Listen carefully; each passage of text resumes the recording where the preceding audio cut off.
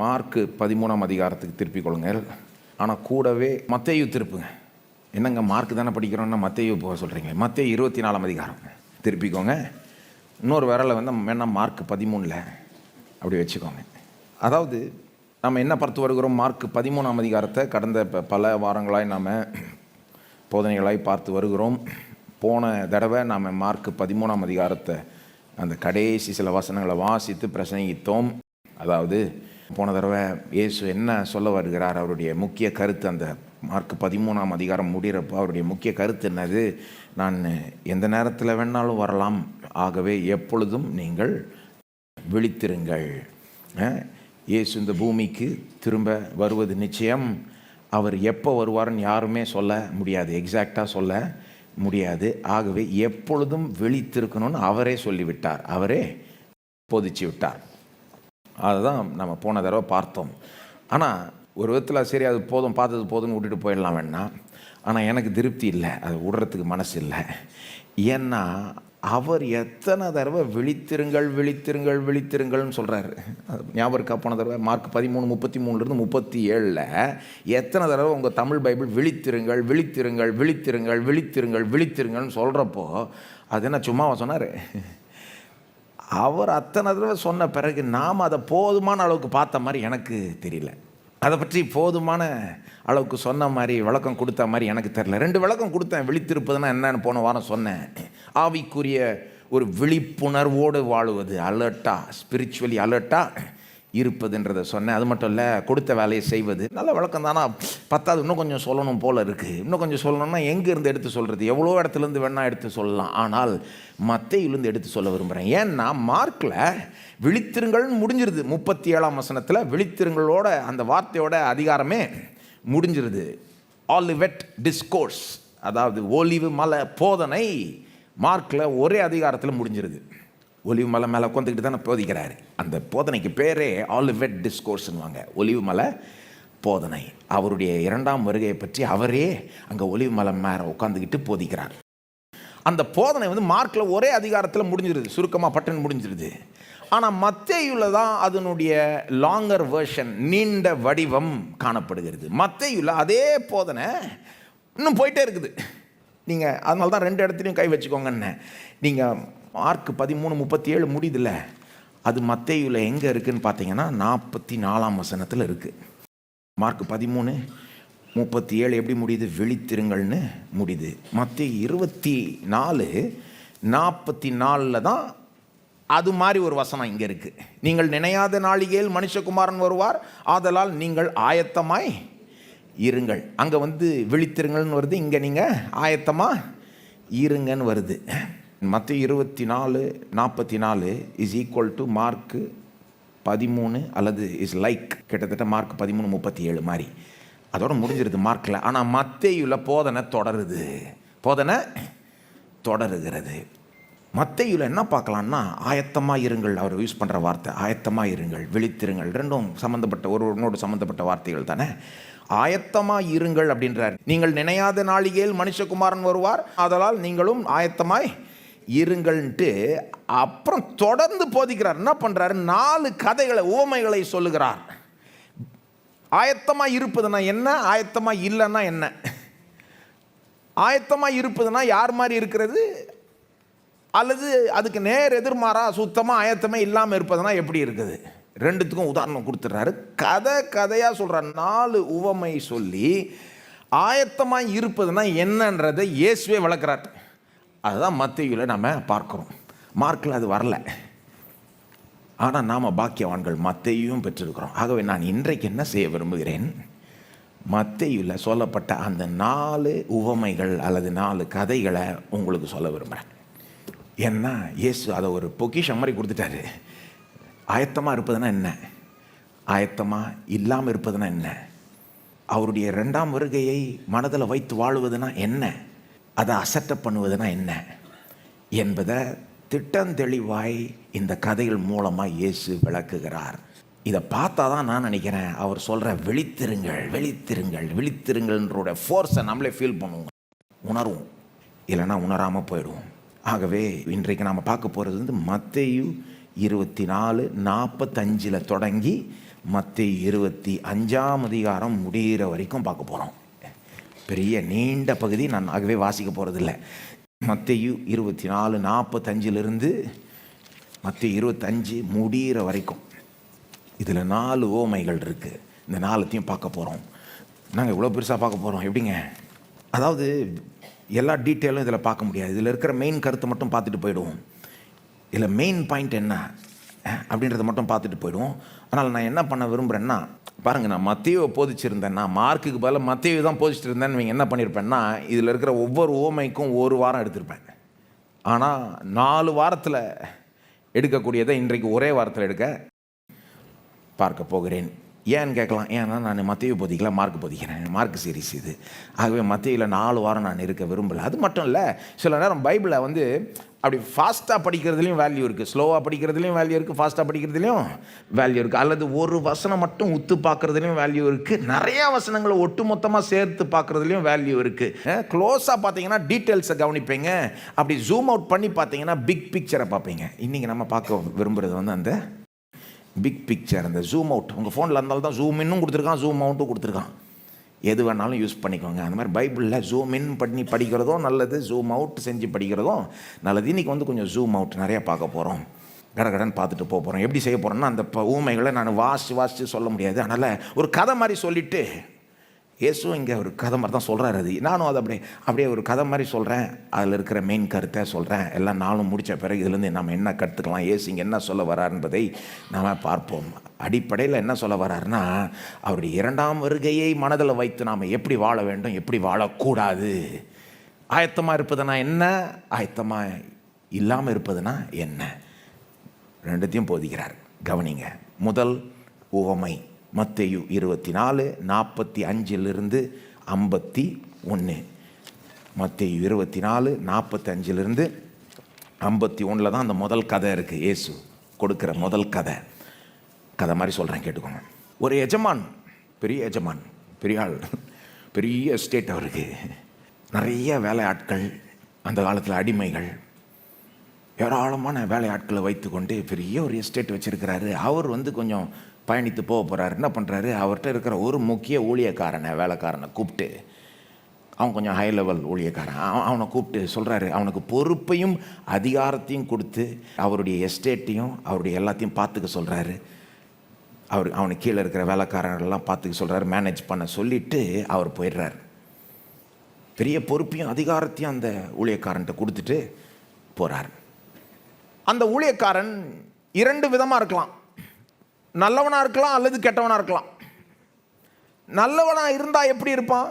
இயேசு சொல்கிறார், நல்லவனாக இருந்தால் எப்படி இருப்பான்னா, எஜமான் கொடுத்த வேலையை உண்மையாய் செய்யணும் அப்படின்னு பார்ப்பான். எஜமான் எப்போ வேணால் வருவார், சொல்ல முடியாது எப்போ வருவார்னு. நாம் வேலையில் உண்மையாய் இருக்கணும், அது செஞ்சால் போதும்னு வேலையில் அவன் பாட்டு உண்மையாக எஜமான் கொடுத்த பொறுப்புகளை கரெக்டாக செஞ்சுக்கிட்டு இருப்பான். அப்படி அவன் இருப்பான்னா, எஜமான் வர்றப்போ அவன் உண்மையாய் சேவிக்கிறவனாய் காணப்படுவான், உண்மையாய் தன்னுடைய கடமையை செய்கிறவனாய் காணப்படுவான். அப்படி எஜமான் அவனை கண்டுபிடிச்சா என்ன பண்ணுவார்? வர்றப்போ பெரிய ஒரு பலன் அளிப்பார், அவனுக்கு ஒரு ரிவார்டு கொடுப்பார். என்ன பலன்? 47ஆம் வசனத்தில் சொல்லப்பட்டிருக்கு, அவனுக்கு இன்னும் பெரிய பதவியும் பொறுப்பையும் தருவார். பெரிய எஜமானுங்க இவர். நல்லவனாக இருந்தால் அப்படி போகும். ஆனால் நல்லவனாக தான் அவன் இருக்கணும்னு அவன் அவசியம் இல்லையே, கெட்டவனாக கூட இருக்கலாம். கெட்டவனாக இருந்தால் எப்படி போகும்? அதையும் சொல்கிறார் இயேசு 48ஆம் வசனத்திலிருந்து. கெட்டவனாக இருந்தால் எப்படி போகும்னா, அவன் தனக்கே சொல்லிப்பான், எஜமான் போயிட்ட பிறகு கொஞ்சம் வரது லேட்டாகிற மாதிரி தெரியுது போல இருக்குது, எங்கேயோ மாட்டிக்கிட்ட வர எஜமான், திரும்ப வரது லேட்டாக இருக்கிற மாதிரி தெரியுது, அப்போ நாம் என்ன வேணால் செஞ்சுக்கலாம், எஜமான் தான் லேட்டாக வரப்போகிறார் போல் இருக்குது, அப்போ நாம் எப்படி வேணால் வாழ்ந்துக்கலாம், அவர் கொடுத்த பொறுப்புகள்லாம் பெருசாக செய்ய தேவையில்லைன்னு இவன் நினச்சி என்ன பண்ணுவானா, பொறுப்புகளை அலட்சியப்படுத்தி அவனுக்கு கொடுக்கப்பட்ட அதிகாரத்தை அப்யூஸ் பண்ணி அவனுக்கு கீழே இருக்கிற மற்ற அந்த வேலைக்காரர்கள்லாம் மோசமாக நடத்தி, சொல்ல போனால் அவனு போக போக மோசமாக போய் குடித்து வெறிச்சு, முதல்ல என்ன நினச்சான், சரி எஜமான் வர்றது கொஞ்சம் லேட்டாகுது போல இருக்குது, எங்கேயோ மாட்டிக்கிட்டாரு, கொஞ்சம் லேட்டாகுது, அதனால் நம்ம என்ன ஆட்டம் போடணுமோ போட்டுக்கலாம், இப்போது அவர் வரத்துக்கு முன்னால் சரி பண்ணிட்டா போதும்னு நினச்சான். ஆனால் எப்படி ஆயிடுச்சு, இவன் ஆட்டம் போட போட இவன் மோசமாக ஆக ஆரம்பிச்சிட்டான். இன்னும் எந்த அளவுக்கு மோசமாக ஆரம்பிச்சிட்டான்னா, எஜமான் திரும்ப வருவார்ன்றதே மறந்துட்டான். மறந்து போடுற ஆட்டத்தில் அந்த அந்த நேரத்தில் தான் எஜமான் வராரு திரும்ப.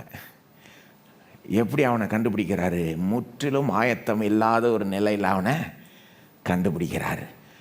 அப்படி அவனை கண்டுபிடிச்சா என்ன மாதிரி தண்டனையை கொடுப்பார்? 51ஆம் வசனம். என்ன மாதிரி தண்டனையை கொடுப்பார்? அவனை கடினமாய் தண்டித்து, பயங்கரமான தண்டனை, மாயக்காரரோட அவனுக்கு பங்கை நியமிப்பான், அங்கே அழுகையும் பற்கடிப்பும் உண்டாயிருக்கும். பயங்கரமாக தண்டிப்பாராம். வந்து இந்த மாதிரி அவன் இருந்தான்னா பயங்கரமாக தண்டித்து, மாயக்காரர் இருக்கிற இடத்துல இவனையும் போட்டு விட்டு, அந்த இடத்துல எப்படிப்பட்ட இடமா அது? அங்கே அழுகையும் பற்கடிப்பும். அது என்னங்க இடம் அது? அழுகையும் பற்கடிப்பும் இருக்குன்னு என்னங்க? அங்கே வந்து எல்லாரும் அழுதுகிட்டு இருப்பாங்க. ஏன் அழுதுகிட்டு இருப்பாங்கன்னா, ஐயோ தப்பாக வாழ்ந்துட்டேனே, என் வாழ்க்கையில் தவறான தீர்மானங்களை எடுத்துட்டேனே, தப்பான திசையில் போயிட்டேனேன்னு நினச்சி அழுதுட்டு இருப்பாங்க. ஏன்னா இப்போ டூ லேட், மாற்ற முடியாது. பற்கடிப்பு ஏன்னா கோவப்படுவாங்க. ஐயோ இப்படி கெடுத்துட்டேனே, எல்லாத்தையும் நாசமாகிட்டேனே, எனக்கு வாய்ப்பு இருந்தது, மாறி இருக்கலாம், திரும்பி இருக்கலாம், உருப்படியாக வாழ்ந்துருக்கலாம், ஆனால் நான் வாழாமல் போயிட்டேனேன்னு கோவம். தங்க மேலே கோவம் சொல்ல முடியாது, யார் யார் மேலேயோ கோவம் இருக்கலாம். வருத்தத்தினாலையும் கோபத்தினாலையும் அப்படியே நாட்கள் அங்கே கழிப்பார்கள். பயங்கரமான தண்டனை. என்னங்க சொல்ல வர்றாரு? பெருசாக விளக்கணுமாங்க? இதை அவரே விளக்கலை. இதனுடைய விளக்கத்தை, வியாக்கியானத்தை இயேசுவே கொடுக்கல. ஏன்? ஈஸியாக புரிஞ்சுக்கலான்னு அவருக்கே தெரியும். சில உவமைகளுக்கு அவரே விளக்கம் கொடுப்பாரு, இதுக்கு கொடுக்கல. இங்கே இருக்கிற உவமைகள் எதுக்குமே அவர் கொடுக்கல. ஏன்? நம்ம ஈஸியாக புரிஞ்சுக்கணும் இல்லை? எஜமான் யாருங்க? இயேசு. ஊழியக்காரர்கள் யாருங்க? ஜனங்க. ஒன்று அந்த நல்ல ஊழியக்காரன் மாதிரி இருக்கலாம், உண்மையிலே ஆயத்தமாக இருந்த ஊழியக்காரன், தன் வேலையை உண்மையாய் செய்யணும், எஜமான் எப்போனா வருவார்ன்றதை மனசில் வச்சு தன் வேலையை உண்மையாக செய்கிறதுலே அவன் இருக்கிறான். அல்லது இந்த கெட்ட ஊழியக்காரன் மாதிரி கூட இருக்கலாம். ஓ வர்றது லேட்டாகுது போல் இருக்குது, அப்போ நம்ம எப்படி வேணால் ஆட்டம் போட்டுக்கிட்டு அவர் வரத்துக்கு முன்னால் சரி பண்ணிடலாம், ரொம்ப சாமர்த்தியம் மாதிரி நினைக்கிறது. இப்போ என்ன வேணால் செஞ்சுக்கிட்டு அவர் வரத்துக்கு முன்னால் மனம் திரும்பி சரியாயிடலாம் அப்படின்னு நினைக்கிறவங்க என்ன ஆபத்துனா, அவங்க நினைக்காத விதத்தில் போக போக மோசமாக போய் கடைசியில் மனம் திரும்பவே மறந்துடுறாங்க. அவர் வரப்போ ஆயத்தம் இல்லாத நிலையில் கண்டுபிடிக்கிறப்போ பயங்கரமான தண்டனை. 2வது கதை மத்தேயு 25:1-13. மத்தேயு 25:1-13. இதெல்லாம் சொல்கிறப்போ நீங்கள் சிந்திங்க, என்ன சொல்ல வருகிறார் இயேசு, என்ன செய்ய வருகிறார்? மத்தேயு 25:1-13. இப்போ கதை மாறுது, அப்படியே சீன் மாறுது, எல்லாம் மாறுது. ஆகவே கொஞ்சம் மைண்டை ரிஃப்ரெஷ் பண்ணிக்கோங்க. எப்படி உங்கள் வெப் ப்ரௌசரை அப்படி ரிஃப்ரெஷ்னு அழுத்துறீங்கல்ல, அந்த மாதிரி உங்கள் மைண்டில் அப்படி ரிஃப்ரெஷ் பண்ணிக்கோங்க. ஏன் இப்போ சீனை கொஞ்சம் செட் பண்ணுறேன், கவனிங்க. இது வந்து இங்கே ஒரு கல்யாணம் நடக்குது. கல்யாணம்னா கல்யாண விருந்து இருக்கும். கல்யாண விருந்துனா மாப்பிள்ளை அதில் ரொம்ப முக்கியம். இங்கே என்ன நடக்குதுன்னா, மாப்பிள்ளை தன்னுடைய சொந்த கல்யாண கொண்டாட்டத்துக்கு வந்து சேர்றாரு, அரைவாக போகிறாரு. மாப்பிள்ளை வராரு, முக்கியமான ஆள் அவர் தான். தன்னுடைய சொந்த கல்யாண விருந்து, தன்னுடைய சொந்த கல்யாண கொண்டாட்டத்துக்கே வரப்போகிறாரு, அரைவாக போகிறாரு. அவர் வந்து சேர்றப்போ அவரை வரவேற்று அவரை அந்த கல்யாண விருந்து நடக்கிற அந்த வீட்டுக்குள்ளே கொண்டு போகிறதுக்குன்னு சிலருக்கு பொறுப்பு கொடுக்கப்பட்டிருக்கு. நல்ல பொறுப்பு தானேங்க? அந்த மாதிரி உங்களுக்கு பொறுப்பு கொடுக்க போட்டால் நீங்கள் ஏற்றுக்கொள்வீங்கன்னு நினைக்கிறேன். ஏன்னா சூப்பர்வா, மாப்பிள்ளையே வரவேற்கணுமா, அவர் தான் முக்கியமான ஆள், அவரை வரவேற்கிறது அப்போ நமக்கும் ஒரு முக்கியத்துவம் கொடுக்கப்படுதுங்க. அவரை வரவேற்று ஒரு ஊர்வலம் மாதிரி அவரை அப்படி நடத்தி அவருடைய கொண்டாட்டத்துக்குள்ளே போய் அவரோட சேர்ந்து கொண்டாடணும். இதை விட நல்ல வேலை இருக்காங்க? சூப்பரான வேலை. அப்போ எல்லாரும் இதை விரும்புவாங்க, இந்த பொறுப்பை எல்லாருமே விரும்புவாங்க. ஆனால் இதில் ஒரு 2 சிக்கல் இருக்குது. என்னென்னா, அந்த காலத்தில் மாப்பிள்ளை எப்போ கரெக்டாக அரைவாவர்னு சொல்ல முடியாது. என்னங்க செல்ஃபோனாக இருந்தது அந்த காலத்தில்? ஏங்க 2000 வருஷம் முன்னால் கதையை சொல்கிறாருங்க இயேசு. அப்போ மாப்பிள்ளை வந்து இருட்டின பிறகு வருவார்ன்றது தான் தெரியுமே ஒழிய எப்போ எக்ஸாக்டாக வருவார்னு தெரியாது, சொல்லவும் முடியாது. எப்போ வேணால் வருவார், எப்போ வந்தாலும் ரெடியாக இருக்கணும். இன்னொரு சிக்கல் என்னென்னா, அந்த காலத்தில் ரெடியாக இருப்பதுன்னா என்ன? மாப்பிள்ளையை வரவேற்பதற்கு அந்த காலத்தில் ரெடியாக இருப்பதுன்னா என்ன? அதாவது வெறும் வீட்டு வராண்டால வாசலில் வரவேற்பதுக்கு மட்டும் கிடையாதுங்க, கொஞ்சம் தள்ளியே வரவேற்று அங்கேருந்து ஒரு ஊர்வலம் மாதிரி கூட்டின்னு வரணும். வரவேற்பதற்கு ரெடியாக ஆயத்தமாக இருப்பதுன்னா என்னங்க அர்த்தம்? என்ன அர்த்தம்னா, அந்த காலத்தில் விளக்கோட ஆயத்தமாக இருக்கணும், தீவட்டியோட ஆயத்தமாக இருக்கணும். ஏன்னா மாப்பிள்ளையை வரவேற்கிறப்போ நல்ல ஒளியுடன் தானே வரவேற்கணும். என்ன கும் இருட்டிலே வரவேற்பது என்ன வரவேற்பு? அப்போ மாப்பிள்ளை வந்து இருட்டில் வரவேற்று கொண்டு வர்றதா வரவேற்பு கிடையாதுங்க. நல்ல ஒரு ஒளி, நல்ல ஒரு அங்கே அப்படியே மகிமையாக இருக்கணும். அந்த வரவேற்கிறப்போ அது அந்த செட்டிங்கே மகிமையாக இருக்க வேணாம். அப்போ லைட் இருக்கணும், ஒளி இருக்கணும், எல்லாரும் விளக்கு பிடிச்சிக்கிட்டு இருந்தால் தான் அப்போ மகிமையான விதத்தில் வரவேற்க வேண்டிய விதத்தில் வரவேற்று ஊர்வலத்தில் அப்படி கொண்டு போய் மகிமையான விதத்தில் அப்படி நுழைவாங்க. அப்போது மாப்பிள்ளை வரவேற்கிறதுக்கு ஆயத்தமாக இருக்கிறவர்கள் எப்படி இருப்பாங்க? விளக்கை வச்சுக்கிட்டு ரெடியாக இருப்பாங்க. எரிகிற விளக்கு அப்படின்னா அந்த காலத்தில் விளக்குன்னா எண்ணெயும் வச்சுக்கிட்டு இருக்கணும். எப்போ வந்தாலும் அந்த விளக்கு எரிகிற மாதிரி எண்ணெய் ஆயத்தமாக இருக்கணும். இதெல்லாம் வச்சுக்கிட்டு இருக்கிறவங்க தான் ஆயத்தமாக இருப்பாங்க. அதுதான் சீன் இந்த இடத்துல. இந்த கதையில் இந்த மாப்பிள்ளையை வரவேற்கிறதற்கு மணவாளன் என்று சொல்லப்படுகிறார். இங்கே மணவாளனை வரவேற்கிறது பொறுப்பு வந்து 10 இளம் பெண்களுக்கு கொடுக்கப்பட்டிருக்கு. அவர்கள் இந்த கதையில் கன்னிகைகள் என்று அழைக்கப்படுகிறார்கள். 10 கன்னிகைகள் அல்லது 10 இளம் பெண்கள், அல்லது இன்னைக்கு பாஷையில் சொல்லணும்னா 10 மணப்பெண் தோழிகள். இன்றைக்கு இந்த பிரைடு மணப்பெண்ணோடு சேர்ந்து இந்த இளம் பெண்கள் வருவாங்கல்ல, அப்போ அந்த மாதிரி நினச்சிக்கோங்க நீங்கள். இந்த 10 இளம் பெண்களுக்கு இந்த பொறுப்பு கொடுக்கப்பட்டிருக்கு. மாப்பிள்ளை வரப்போ கரெக்டாக வரவேற்று உள்ளே கொண்டு வரணும். இதில் என்னென்னா அந்த 10 எல்லாம் 10மே உருப்படின்னு சொல்ல முடியாது. ஏன்னா அந்த 10ல் 5 பேர் தான் புத்தி உள்ளவர்கள், 5 பேர் புத்தி இல்லாதவர்கள். நாங்கள் இளம் பெண்களை இப்படி சொல்கிறீங்களே, நான் சொல்லுங்கள், இயேசு சொல்கிறாருங்க. 5 பேர் தான் புத்தி உள்ளவர்கள், 5 பேர் புத்தி இல்லாதவர்கள். ஏன் அந்த 5 பேர் புத்தி உள்ளவர்கள்னா அவங்க வந்து விளக்கோடு சேர்த்து போதுமான அளவுக்கு எண்ணெயும் தனியாக ஒரு பாத்திரத்திலே கொண்டு வந்துட்டாங்க. கரெக்டாக ஆயத்தமாக இருக்கிறாங்க.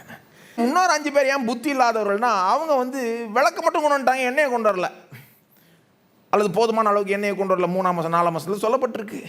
யாருங்க அந்த காலத்தில் விளக்க மட்டும் கொண்டு வந்து எண்ணெயை கொண்டு வராமல் இருப்பாங்க? என்னங்க இது கதையாக இருக்குது? என்ன ஆச்சு அவங்க அறிவுக்கு?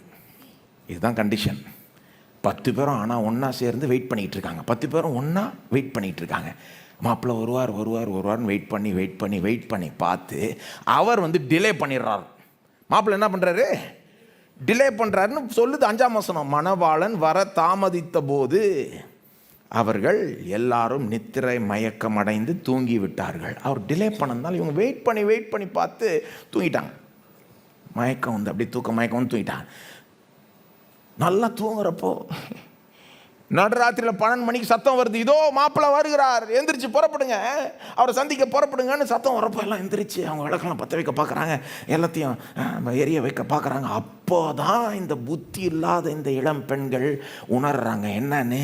ஐயோ, என் விளக்கு அணைஞ்சு போதே, ஏன் எண்ணெய் இல்லை. அப்போ என்ன பண்ணுறாங்க? அந்த மீதி 5 பேர்கிட்ட உங்கள் எண்ணெயை கொஞ்சம் கொடுங்களேன் அப்படின்னா அவங்க சொல்கிறாங்க, இப்போ உனக்கு கொடுத்தா அப்போ எங்களுக்கு எங்கே என்ன, நீ போய் உனக்கு என்ன சொந்தமாக வாங்கிக்கோ அப்படின்றாங்க.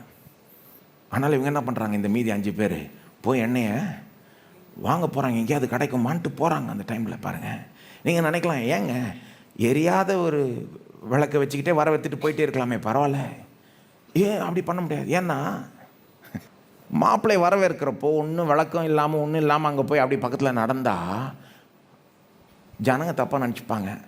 அது வந்து ஒருவேளை அங்கே திருமணத்தில் இருக்கக்கூடாதவங்க வந்த மாதிரி ஆகிடும். அது சென்னையில் கூட எங்கே திருமணம் வச்சாலும், சென்னையிலலாம் இப்போ பெரிய பட்டணத்துலாம் வச்சா, நீங்கள் ஒரு திருமணம் வச்சு ஜேன்னு நடத்தினா தெருவில் போகிற யாரோ ஒருத்தர் உள்ள வந்து சாப்பிட்டு போயிடுவாங்க. இந்த மாதிரிலாம் நடக்கும், பார்த்துருக்கீங்கள்ல? என்னங்க நடக்குமா இல்லையாங்க? பெரிய பட்டணத்தில் யாருன்னு நமக்கு சொல்ல முடியாதுல்ல. நம்ம எல்லா சொந்தக்காரங்களுக்கு பேட்சாக கொடுக்க முடியும். நான் இங்கே அழைக்கப்பட்டவன் அப்படி இல்லை, அப்படிலாம் சொல்ல முடியாது. ஸோ சில இந்த பெரிய கல்யாணத்துலாம் பார்த்தீங்கன்னா யாரையோ வந்து உள்ளே சாப்பிட்டு போயிடுவாங்க. அந்த காலத்துலேயும் அப்படி நடக்குமா? அதனால தான் ஒரு வித்தியாசம் அழைக்கப்பட்டவர்களுக்கும் அழைக்கப்படாதவர்களுக்கும், ஒரு வித்தியாசம் வெட்டிங் பார்ட்டியில் இருக்கிறவர்களுக்கும் அங்கே இருக்கக்கூடாதவர்களுக்கும் ஒரு வித்தியாசம் என்னன்னா, எரிகிற விளக்கு. சும்மா போய் மாப்பிள்ளையோட அப்படியே கூட நடந்து வந்தால் இருக்கணும் அது. அதனால் இவங்க ஓடி போகிறாங்க, சரி எங்கேயாவது கிடைக்குமான்னு. போய் கிடைக்குமான்னு போகிற அந்த நேரத்தில் தான் கரெக்டாக இவங்க போன பிறகு தான் மாப்பிள்ளை அங்கே வந்து சேர்றாரு. இங்கே இந்த 5 பேர் தான் ஆயத்தமாக இருக்கிறாங்க அவரை வரவேற்கிறதுக்கு. இவங்க அவரை கம்பீரமாக ஒளியுடன் வரவேற்க வேண்டிய விதத்தில் வரவேற்று ஊர்வலமாக அப்படி கொண்டு போய் அந்த கல்யாண விருந்து நடக்கிற வீட்டுக்குள்ளே அவரை கொண்டு போகிறாங்க. உள்ளே போகிறாங்க, எல்லாம் கதவு அடைக்கப்படுது, கொண்டாட்டங்கள் தொடங்குகிறது. ஏன்னா மாப்பிள்ளை வந்து விட்டார். பொண்ணு எங்கன்னு கேட்காதீங்க. அந்த காலத்தில் மாப்பிள்ளைக்கு ரொம்ப முக்கியத்துவம் கொடுக்கப்பட்டது. பொதுவாக கொண்டாட்டம் தொடங்கிடுச்சு. அந்த 5 புத்தி உள்ள இளம் பெண்கள் கொண்டாடுறாங்க உள்ள. அப்புறம் இவங்க அந்த மீதி 5 பேர் இருக்காங்க பாருங்கள், அவங்க வராங்க. என்னைய வாங்கின்னு வந்தாங்களா இல்லையான்னு தெரியல, ஆனால் வராங்க. வந்து கதவு தட்டுறாங்க அந்த வீட்டில். ஆண்டவரே ஆண்டவரேன்னு கதவு தட்டுறப்போ 12ஆம் வசனத்தில் அந்த மணவாளனாகிய ஆண்டவர் பதில் சொல்கிறார். கொஞ்சம் கற்பனை செஞ்சு பாருங்கள். அந்த கொண்டாட்டம் உள்ளே நடந்துக்கிட்டு இருக்கு. இவங்க அந்த 5 பேர் வந்து கதவு தட்டுறாங்க, எங்களையும் விடுங்க ஆண்டவரே ஆண்டவரே சொல்கிறப்போ அவர் சொல்கிறாரு, உங்களை அறியேன். 12ஆம் வசனம், உங்களை அறியேன்னா உங்களை எனக்கு தெரியாதேப்பா, நீ யாருன்னே எனக்கு தெரியாதே. என்னங்க சொல்ல வர்றாரு? இது பெருசாக விளக்கணுமாங்க? மணவாளன் யாருங்க? இயேசு. அவர் கல்யாண விருந்துக்கு அவரே வர்ற மாதிரி தான் வரப்போகிறாரு. எப்போ வருவார்னு சொல்ல முடியாது. எப்போ வந்தாலும் ஆயத்தமாக இருக்கணும். ஆனால் ஜனங்க எப்படி இருக்கிறாங்க? 2 விதமாக இருக்கிறாங்கன்றதை காண்பிக்க விரும்புகிறார் இயேசு. சிலர் வந்து புத்தி உள்ள இந்த கன்னிகைகளை போல இருக்கிறாங்க. எந்த விதத்தில்? ஜாக்கிரதையுடன் அவருடைய வருகைக்கு ஆயத்தமாகுகிறார்கள். எப்படி? ஜாக்கிரதையுடன். ஏன்? என்னென்ன தேவையோ எல்லாத்தையும் எடுத்து வச்சுக்கிறாங்க. விளக்க மட்டும் இல்லை, தனியாக ஒரு பாத்திரத்தில் எண்ணெயும் கூட கொண்டு போய்க்கிறாங்க. ஏன்னா கொஞ்சம் லேட்டானா வர்றது, கொஞ்சம் அவர் தாமதித்தா கூட இந்த எண்ணெய் எக்ஸ்ட்ரா எண்ணெய் தாங்கும் அப்படின்ற மாதிரி போதுமான அளவுக்கு ஆயத்தம் எடுக்கிறார்கள், ஆயத்தம் செய்கிறார்கள். சிலர் அப்படி இருக்கிறாங்க. ஆனால் வேறு சிலர் எப்படி இருக்கிறாங்க? ஏதோ கொஞ்சம் ஆயத்தம் ஆகிற மாதிரி ஆயத்தம் ஆகிறோம், ஆனால் வந்து உருப்படி ஆயத்தம் ஆகலை. விளக்க மட்டும் எடுத்துக்கிட்டு எண்ணெய் விடுறது. எப்படி விட்டாங்க அதை? அந்த காலத்தில் யார் வந்து விளக்கு எடுத்துக்கிட்டு எண்ணெய் விடுவாங்க? அவங்க என்ன கேர்லெஸ்ஸாக விட்டாங்களா? டோன்ட் கேர் ஆட்டிடியூடோடு விட்டாங்களா? கேர்லெஸ்ஸுக்கும் டோன்ட் கேருக்கும் வித்தியாசம் இருக்குல்ல. கேர்லெஸ்னால் ஏதோ தப்பி தவறி விட்டுட்டாங்கன்னு அர்த்தம். டோன்ட் கேர்னா அது கூட தப்பு. கேர்லெஸ்னால் தப்பி தவறி அது ஒரு பழக்கமாயிடுச்சு, பரவாயில்ல அப்படின்னு. டோன்ட் கேர்னா அதை விட மோசம். அதில் என்ன பெரிய இது, என்ன இருந்தால் என்ன, போதுமான அளவு இருந்தால் என்ன, பார்த்துக்கலாம் அப்படின்ற மாதிரி ஒரு ஆட்டிடியூட். எப்படி விட்டாங்கன்னு என்ன கேட்காது, எனக்கு தெரியல. கேர்லெஸ்ஸாக விட்டாங்களோ டோன்ட் கேராக விட்டாங்களோ, ஆக மொத்தத்தில் விட்டாங்க. ஜாக்கிரதையுடன் ஆயத்தம் ஆகலை. உங்களுக்கு வந்து நிறைய கேள்விகள் இருக்கலாம். என்ன எதங்க குறிக்குது, பொண்ணு ஏங்க இல்லை, சரி அந்த டீட்டெயில்ஸ்குள்ளே போக முடியாது. பாருங்கள், முக்கியமான பாயிண்ட்டை தான் நம்ம இன்றைக்கி பார்க்கணும். முக்கியமான பாயிண்ட் என்னங்க? ரொம்ப சிம்பிளுங்க. சிலர் ஜாக்கிரதையுடன் ஆயத்தமாகிறார்கள். அவர்கள்தான் இயேசு வரப்போ ரெடியாய் இருக்கிறார்கள். அவர்கள்தான் கல்யாண விருந்தில் சேர்ந்து கொண்டாடுகிறார்கள். அந்த கல்யாண விருந்து வீட்டுக்குள்ளே அனுமதிக்கப்பட்டு அந்த கொண்டாட்டத்தில் சேர்ந்து கொள்கிறார்கள். ஆனால் வேறு சிலர் ஜாக்கிரதையுடன் ஆயத்தமாகிறது இல்லை, அசட்டை பண்ணுறது, கேர்லெஸ்ஸாக டோன்ட் கேராக இருப்பது. அவர்கள் அவர் வர்றப்போ ரெடியாக இல்லை. அவர்களுக்கு அந்த கல்யாண விருந்து கொண்டாட்டத்துக்குள்ளே அனுமதி இல்லை. சொல்ல போனால் இயேசுவே ஒருத்தரை பார்த்து உன்னை எனக்கு தெரியாதுப்பான்னு சொல்கிறத விட பெரிய தண்டனை இருக்காங்க. அதை விட பெரிய தண்டனை இருக்காங்க. நான் கேட்குறேன், இயேசு ஒருத்தரை பார்த்து உன்னை எனக்கு தெரியாதுப்பா அப்படின்னா என்னங்க? உனக்கும் எனக்கு சம்மந்தம் இல்லைப்பா, எனக்கு உன்னை தெரியாதே, நீங்கள் சொந்தமானவன் அல்ல அப்படின்னு சொல்கிறத விட வேறு பெரிய தண்டனையே இல்லை. அவர்களுக்கு கதவு திறக்கப்படவில்லை, அனுமதி கொடுக்கப்படவில்லை. மூன்றாவது கதை மத்தேயு 25ஆம் அதிகாரம் 14 30. மத்தேயு 25 14 30. எப்படி கதைக்கு மேலே கதை சொல்லிக்கிட்டே போகிறாரு பாருங்க. இந்த கதையை எப்படி கட்டுறாருன்றதை பாருங்கள். வேணே ஒரு விதமாக கட்டுறாரு. இதிலிருந்து சில காரியங்கள் நம்ம கற்றுக்கணும் அப்படின்றத அந்த நோக்கத்தோடு, அப்போ எந்த நோக்கத்தோடு சொல்கிறாருன்ற இதை யோசித்துக்கிட்டே வாங்க. ஆயத்தமாக இருப்பதுனா என்ன, ஆயத்தமாக இல்லாமல் போவதுனா என்ன? அதனுடைய விளைவுகள் என்ன, ஆயத்தமாக இருந்தால் பெரிய பலன், ஆயத்தமாக இல்லைன்னா எல்லாம் போச்சுன்ற மாதிரி தான் சொல்கிறாரு கதை. 3வது கதை 14 to 30 ஆகிய வசனங்கள். இப்போ திரும்ப செட்டிங்கே மாறுது, சீன் மாறுது. சீன் செட் பண்ணுறவங்க கேளுங்க, ரிஃப்ரெஷ் பட்டன் அழுத்திக்கோங்க மைண்டில். இப்போ கல்யாணம் கிடையாது, மாப்பிள்ளை கிடையாது. இப்போ இது பிஸ்னஸ் கதை. இது ஒரு பிஸ்னஸ் மேனை பற்றிய ஒரு கதை. சொல்ல போனால் இவர் ரொம்ப பெரிய பிஸ்னஸ் மேன். இவர் இன்வெஸ்ட் பண்ணுற ஆளுங்களை பார்த்துருக்கீங்க, ரொம்ப பெரிய ஆளுங்க. இந்த இன்வெஸ்ட் பண்ணி பணக்காரங்க ஆகுறாங்களே, அவங்களாம் ரொம்ப பெரிய ஆட்கள். இன்வெஸ்டர்ஸை பற்றி உங்களுக்கு எதாவது தெரியும்னா அவங்க எப்படிப்பட்டவங்கன்னா, அவங்கள்ட்ட எவ்வளோ பணம் இருந்தாலும் அதை எப்போவுமே பெருக தான் பண்ண பார்ப்பாங்க. இன்வெஸ்டர்ஸை பார்த்துருக்கீங்களா? எவ்வளோ பணம் இருந்தாலும் சரி பரவாயில்ல, இது கிடக்கட்டும், அப்படியே இருக்கட்டும்னு சொல்ல மாட்டாங்க. அதை வச்சுக்கிட்டு எப்படி வியாபாரம் பண்ணுறது, எந்த பிஸ்னஸில் போட்டு அதை பெருக பண்ணுறது, இப்படியே தான் அவங்க மைண்ட் வேலை செஞ்சுக்கிட்டே இருக்கும். இது அப்படிப்பட்ட இந்த எஜமான், இந்த கதையில் இருக்கிற எஜமான் ஒரு பிஸ்னஸ் மேன், ஒரு இன்வெஸ்டர். எப்படி தன்கிட்ட இருக்கிற பணத்தை பெருக பண்ணணும்னு பார்த்துக்கிட்டே இருக்கிறார். அவர் என்ன பண்ண போறாருன்னா, ஒரு வெளிநாட்டுக்கு போக போறார். ஆனால் போகிற நேரத்தில் அவருடைய பணம் சும்மா இருக்கக்கூடாது இல்லையா? அவர் இன்வெஸ்டரு, பணத்தை பெருக பண்ணணும்ல. ஆனால் என்ன பண்ணுறாரு, அவர் கீழே வேலை செய்கிற 3 எம்ப்ளாயிஸை கூப்பிட்றாரு. இவனுங்கெல்லாம் ஜூனியர் இன்வெஸ்டர்ஸ் மாதிரி, அதாவது அடிமைகள் அந்த காலத்தில். ஆனால் கொஞ்சம் ஹை லெவல் அடிமைகள். இவர் கீழே வேலை செய்கிறதுனால அவனுங்களும் இன்வெஸ்ட் பண்ணுறதெல்லாம் கற்றுக்கிறாங்க பாருங்கள், அந்த வேலையில் இருக்கிறாங்க. கூப்பிட்றாரு 3 பேரையும் கூப்பிட்டு, அவர்கிட்ட இருக்கிற அந்த சொத்தை, அந்த ஊரில் இருக்கிற சொத்தை என்ன பண்ணுறாரு, 3ஆக பிரித்து அவங்களுக்கு கொடுக்குறாரு. எல்லாருக்கும் ஒரே ஈக்குவலாக கொடுக்கல, ஒரே அளவு கொடுக்கல, வேறு வேறு அளவில் கொடுத்தாரு. ஏன்னா அவருக்கு தெரியும் யாருக்கு எவ்வளோ கொடுக்குறதுன்னு. பெரிய ஆளுங்க இவர், புத்திசாலிங்க இவர், ஆளுக்கு ஏற்ற மாதிரி, திராணிக்கு ஏற்ற மாதிரி அவர் கொடுக்குறாரு. முதல் ஆளை கூப்பிட்றாரு. எவ்வளோ தரமாக கொடுக்குறாரு, ஏறக்குறை 2 to 3 கோடி வரைக்கும் அமௌண்ட்டை கொடுக்குறார். அப்படி நீங்கள் சொல்லலாம், என்னங்க பைபிள் கதையை மாற்றிக்கிட்டே போகிறீங்க, 5 தாலந்தை தானே கொடுத்தாருன்னு சொல்லப்பட்டிருக்கு. இதில் என்ன, இந்த கதையை சிலர் புரிஞ்சுக்காததுக்கு காரணமே என்னென்னா, அந்த தாலந்தை எடுத்த உடனே தாலந்தாக பார்த்துடுறது.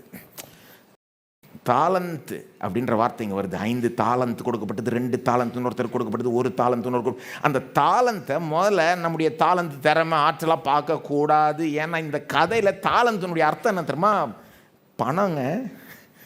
அந்த காலத்தில் வெள்ளியோ பொன்னையோ அதிக வெயிட் மெஷர் பண்ணி கொடுக்குறப்போ, அதிக அளவு சொல்லணுன்னா எப்படி சொல்லுவாங்கன்னா, தாலந்துன்ற வார்த்தையை வச்சு.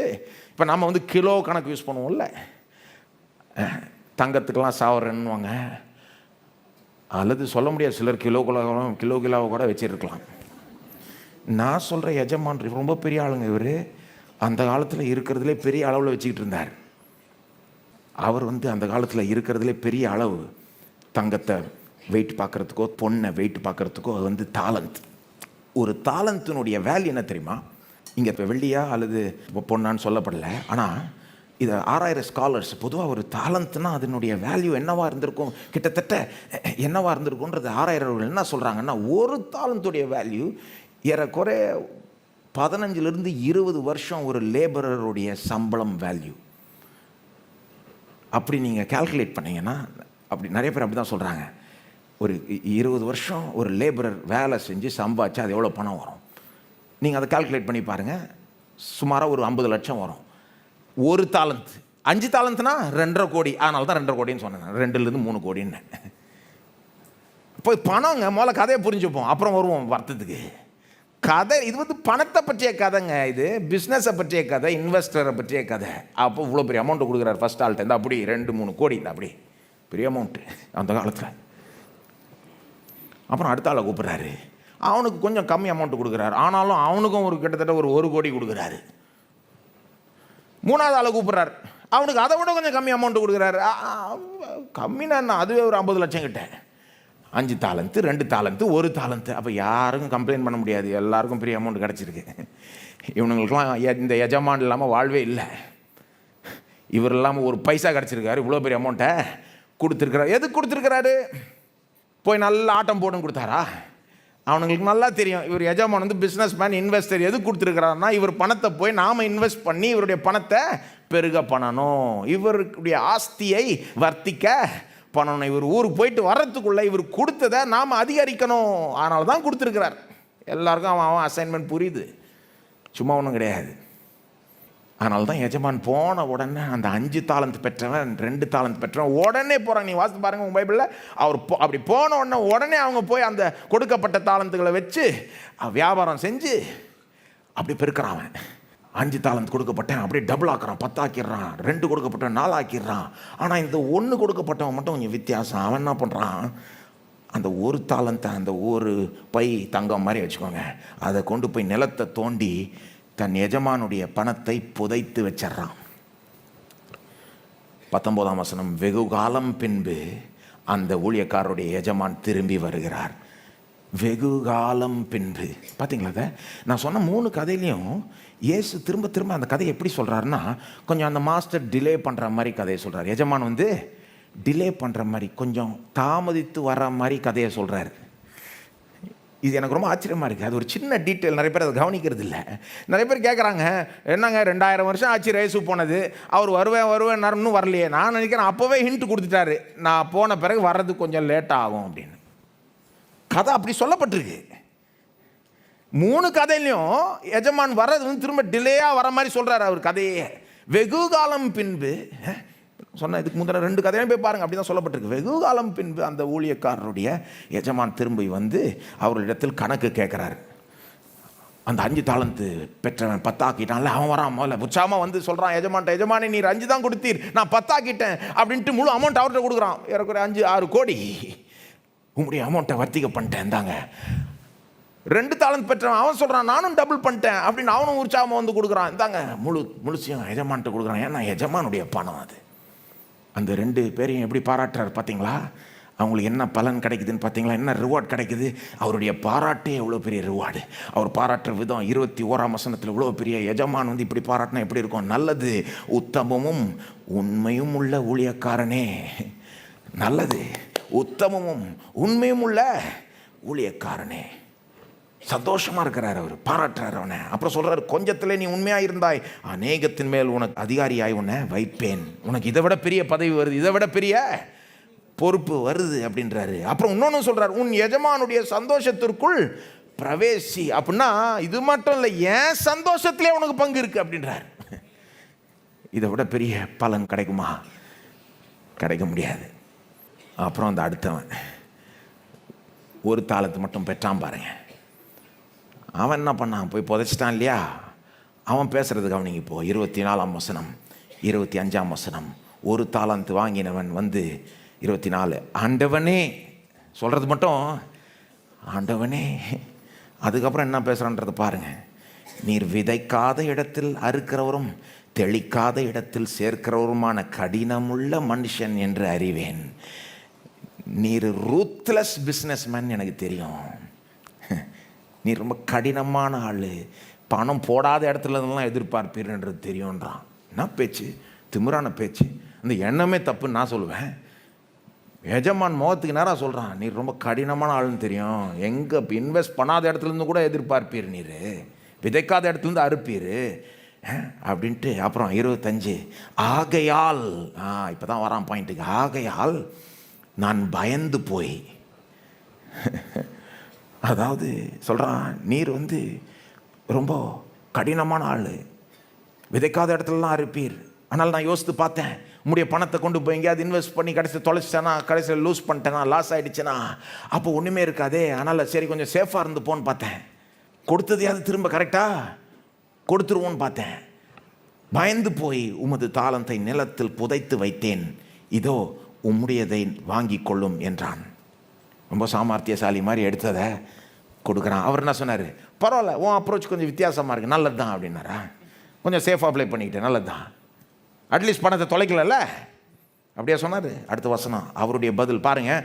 அவன் எப்படிப்பட்டவன் என்பதை அவனுடைய வார்த்தையை வச்சு மட்டும் புரிஞ்சிக்கக்கூடாது, எஜமானுடைய வார்த்தையை வச்சு புரிஞ்சுக்கணும். ஏன்னா இந்த கதையில் எஜமான் யார்? இயேசு. எஜமான் எப்படி பதில் அளிக்கிறார் அவனுக்கு? 26ஆம் வசனம், பொல்லாதவனும் சோம்பனுமான ஊழியக்காரனே. பொல்லாதவன் நீ அப்படின்றார். நீ சோம்பேறி, நீ பொல்லாதவன். ஏன் பொல்லாதவன்? பேச்சும் பொல்லாதது, எண்ணமும் பொல்லாதது, செயலும் பொல்லாதது. சோம்பேறி. நான் விதைக்காத இடத்தில் அறுக்கிறவன் என்றும் தெளிக்காத இடத்தில் சேர்க்கிறவன் என்றும் அறிந்திருந்தாயே சொல்றாரு. சரி, நீ சொல்றியே என்னை பற்றி தெரியுன்றியே, நான் விதைக்காத இடத்துலேருந்து கூட அறுப்பேன் தெரியுன்றல, அப்போ உன் வார்த்தையை வச்சே உன்னை நியாயம் தீர்க்கிறேன். அப்போ நான் விதைக்காத இடத்துலேருந்து எதிர்பார்ப்பேன், நான் விதைச்ச இடத்துலேருந்து எவ்வளோ அதிகமாக எதிர்பார்ப்பேன். என் பணத்தை தானே உன்கிட்ட கொடுத்துட்டு போனேன். உன் பொழப்பே என்ன, உன் வேலையே என்ன, என் பணத்தை கொண்டு போய் இன்வெஸ்ட் பண்ணி எனக்கு வர்த்திக்க பண்ணணும் இல்லையா? நீ சொல்கிற நான் விதைக்காத இடத்துலேருந்து எடுப்பேன், அப்போ நான் உன்கிட்ட விதைச்சிட்டு தான் என் பணத்தை தானே கொடுத்துட்டு போனேன், எந்த எதிர்பார்ப்போடு கொடுத்துட்டு போனேன். குறைஞ்சது நீ பேங்க்கில் போட்டு வட்டியோடு எனக்கு கொடுத்துருக்க வேண்டாம். பணத்தை பற்றிய கதைங்க இது.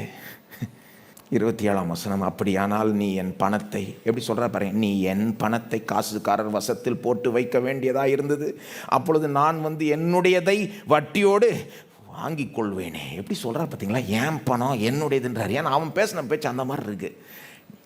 உம்முடைய பணம் இல்லைனா கூட நீர் எதிர்பார்ப்பீர், நீர் விதைக்கலன்னா கூட அவர் சொல்கிறாரு, எப்பா இவ்வளோ பேச்சுறியே, அப்போ என் பணத்தை தான்டா உன்கிட்ட கொடுத்தேன் நான். அப்போ என் பணத்தை நீ எனக்கு வட்டியோடு வரணும்னு பார்த்துருக்க வேண்டாமா? பொல்லாதவன், சோம்பேறி, அவனுக்கு என்ன தண்டனை கொடுக்கப்படுது? இந்த கதையை நிறைய பேர் அவுட் ஆஃப் கான்டெக்ஸ்டாக எடுத்து வெறும் ஏதோ நமக்கு கொடுக்கப்பட்ட தாளந்து திறமையை பற்றிய கதைன்னு ஆக்கிடுவாங்க. தாளந்தை யூஸ் பண்ணலன்னா நம்ம இழந்துருவோம். Use it or lose it. கொடுக்கப்பட்ட தாளந்தை யூஸ் பண்ணுங்க, இல்லைன்னா நம்ம இழந்துருவோம். எதை வச்சு சொல்கிறாங்கன்னா, அவனுக்கு கொடுக்கப்பட்ட அந்த ஒரு தாளந்தை அவன்கிட்ட எடுக்கப்படுது. அடுத்தது பார்த்தீங்கன்னா அவனுக்கு வர்ற தண்டனையினுடைய தொடக்கம் என்னன்னா, அவன்கிட்ட கொடுத்தாருல ஒரு தாளந்து எடுத்து 10 தாளந்து சம்பாதிச்சு அவன்கிட்ட கொடுத்துட்றாரு. ஆனால் கதை அங்கேயோட முடியல. அவனுடைய தண்டனை என்னங்க? இது 2ஆம் வருகை குறித்த கதைங்க. இது சும்மா தாளந்தை யூஸ் பண்ணுறதை பற்றிய கதை இல்லை, 2ஆம் வருகையை பற்றிய கதை. அவனுடைய தண்டனை 30ஆம் வசனம், பிரயோஜனமற்ற ஊழியக்காரன் ஆகிய இவனை, ஏற்கனவே அவனை பொல்லாதவன்ட்டாரு, ஏற்கனவே அவனை சோம்பேறின்ட்டாரு, இப்போ 30ஆம் வசனத்தில் பிரயோஜனமற்ற ஊழியக்காரன், எதுக்கும் லாய்க்கில்லை அப்படின்ற மாதிரி சொல்கிறார். பிரயோஜனமற்ற ஊழியக்காரன் ஆகிய இவனை புறம்பான இருளே தள்ளி போடுங்கள். என்ன பயங்கரமான தண்டனையாக இருக்கே. புறம்பான இருளே தள்ளி போடுங்கள். என்னங்க அது இடம்? புறம்பான இருள், அங்கே அழுகையும் பற்கடிப்பும் உண்டாயிருக்கும். சிலர் இதுக்கு வாசிக்கிறப்போ கொஞ்சம் அப்செட் ஆகிறாங்க. என்னங்க இவ்வளோ கடினமாக பேசுகிறாரு ஏசு, இந்த கதை எப்படி சொல்கிறாரு? ஏங்க, ஒருத்தன் வேலையே போய் பணத்தை இன்வெஸ்ட் பண்ணி சம்பாதிக்கணும்னா அதையே அவன் செய்யலைன்னா அவன் பொல்லாதவன் தானேங்க, அவன் சோம்பேறி தானேங்க, அவன் பிரயோஜனமற்றவன் தானேங்க. அதை விடுங்க. இயேசு இதை வச்சு என்னங்க சொல்கிறாரு? இதனுடைய வழக்கம் என்னங்க? எஜமான் யார்? இயேசு. ஊழியக்காரர்கள் யார்? ஜனங்கள். தாளந்த் என்ன? தாளந்த் என்ன? அந்த தாளந்த் பாருங்க, வெறும் தாளந்த்னு சொல்லிட முடியுமான்னு எனக்கு தெரியல. ஏன்னா அந்த தாளந்த்ன்றது ஒரு பெரிய அமௌண்ட்டை குறிக்குது. அப்போது நான் நினைக்கிறேன் அதை பெட்டராக எப்படி நம்ம பார்க்கணும்னா, அந்த தாளந்த்ன்ற அதை எப்படி நம்ம புரிஞ்சுக்கணும்னா, நமக்கு கொடுக்கப்பட்ட எல்லாம், நம்மகிட்ட இருக்கிற எல்லாமே ஆக்சுவலாக கடவுள்கிட்ட தான் நாம் பெற்றிருக்கிறோம். நமக்கு கொடுக்கப்பட்ட எல்லாத்தையும் தான் எடுத்துக்கணும். அப்படி நம்மகிட்ட இன்றைக்கி ஏதாவது இருக்குன்னா அவர் கொடுத்ததுனால தானங்க இருக்குது, இல்லை நாமளே ஏதாவது தானாகவே சம்பாதிச்சுக்கிட்டோமா? ஜனங்க பேசுகிறப்போ இதாக இருக்கும், என் பணம் நான் என் உழைப்பினால்.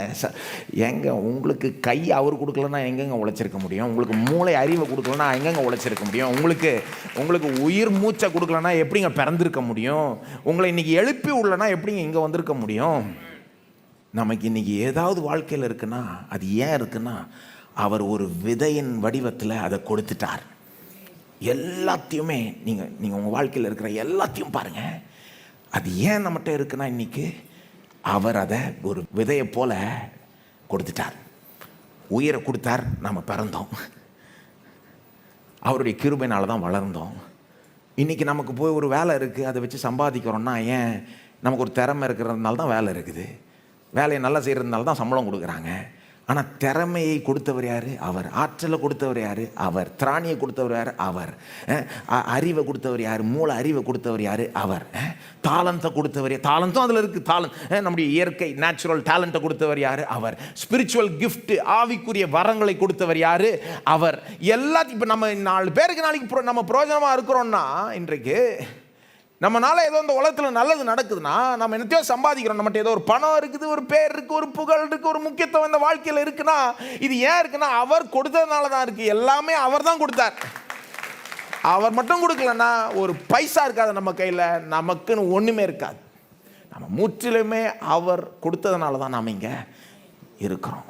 நான் நினைக்கிறேன் அந்த தாளத்தை எப்படி பார்க்கணுன்னா, அவர் நமக்கு கொடுத்த எல்லாம், நம்முடைய ஜீவன், நம்முடைய சுவாசம், நம்முடைய எல்லாம், ஆவிக்குரிய வரங்கள், இயற்கையான தாளந்துகள் எல்லாமே கொடுத்தார். சும்மாவா கொடுத்தாரு?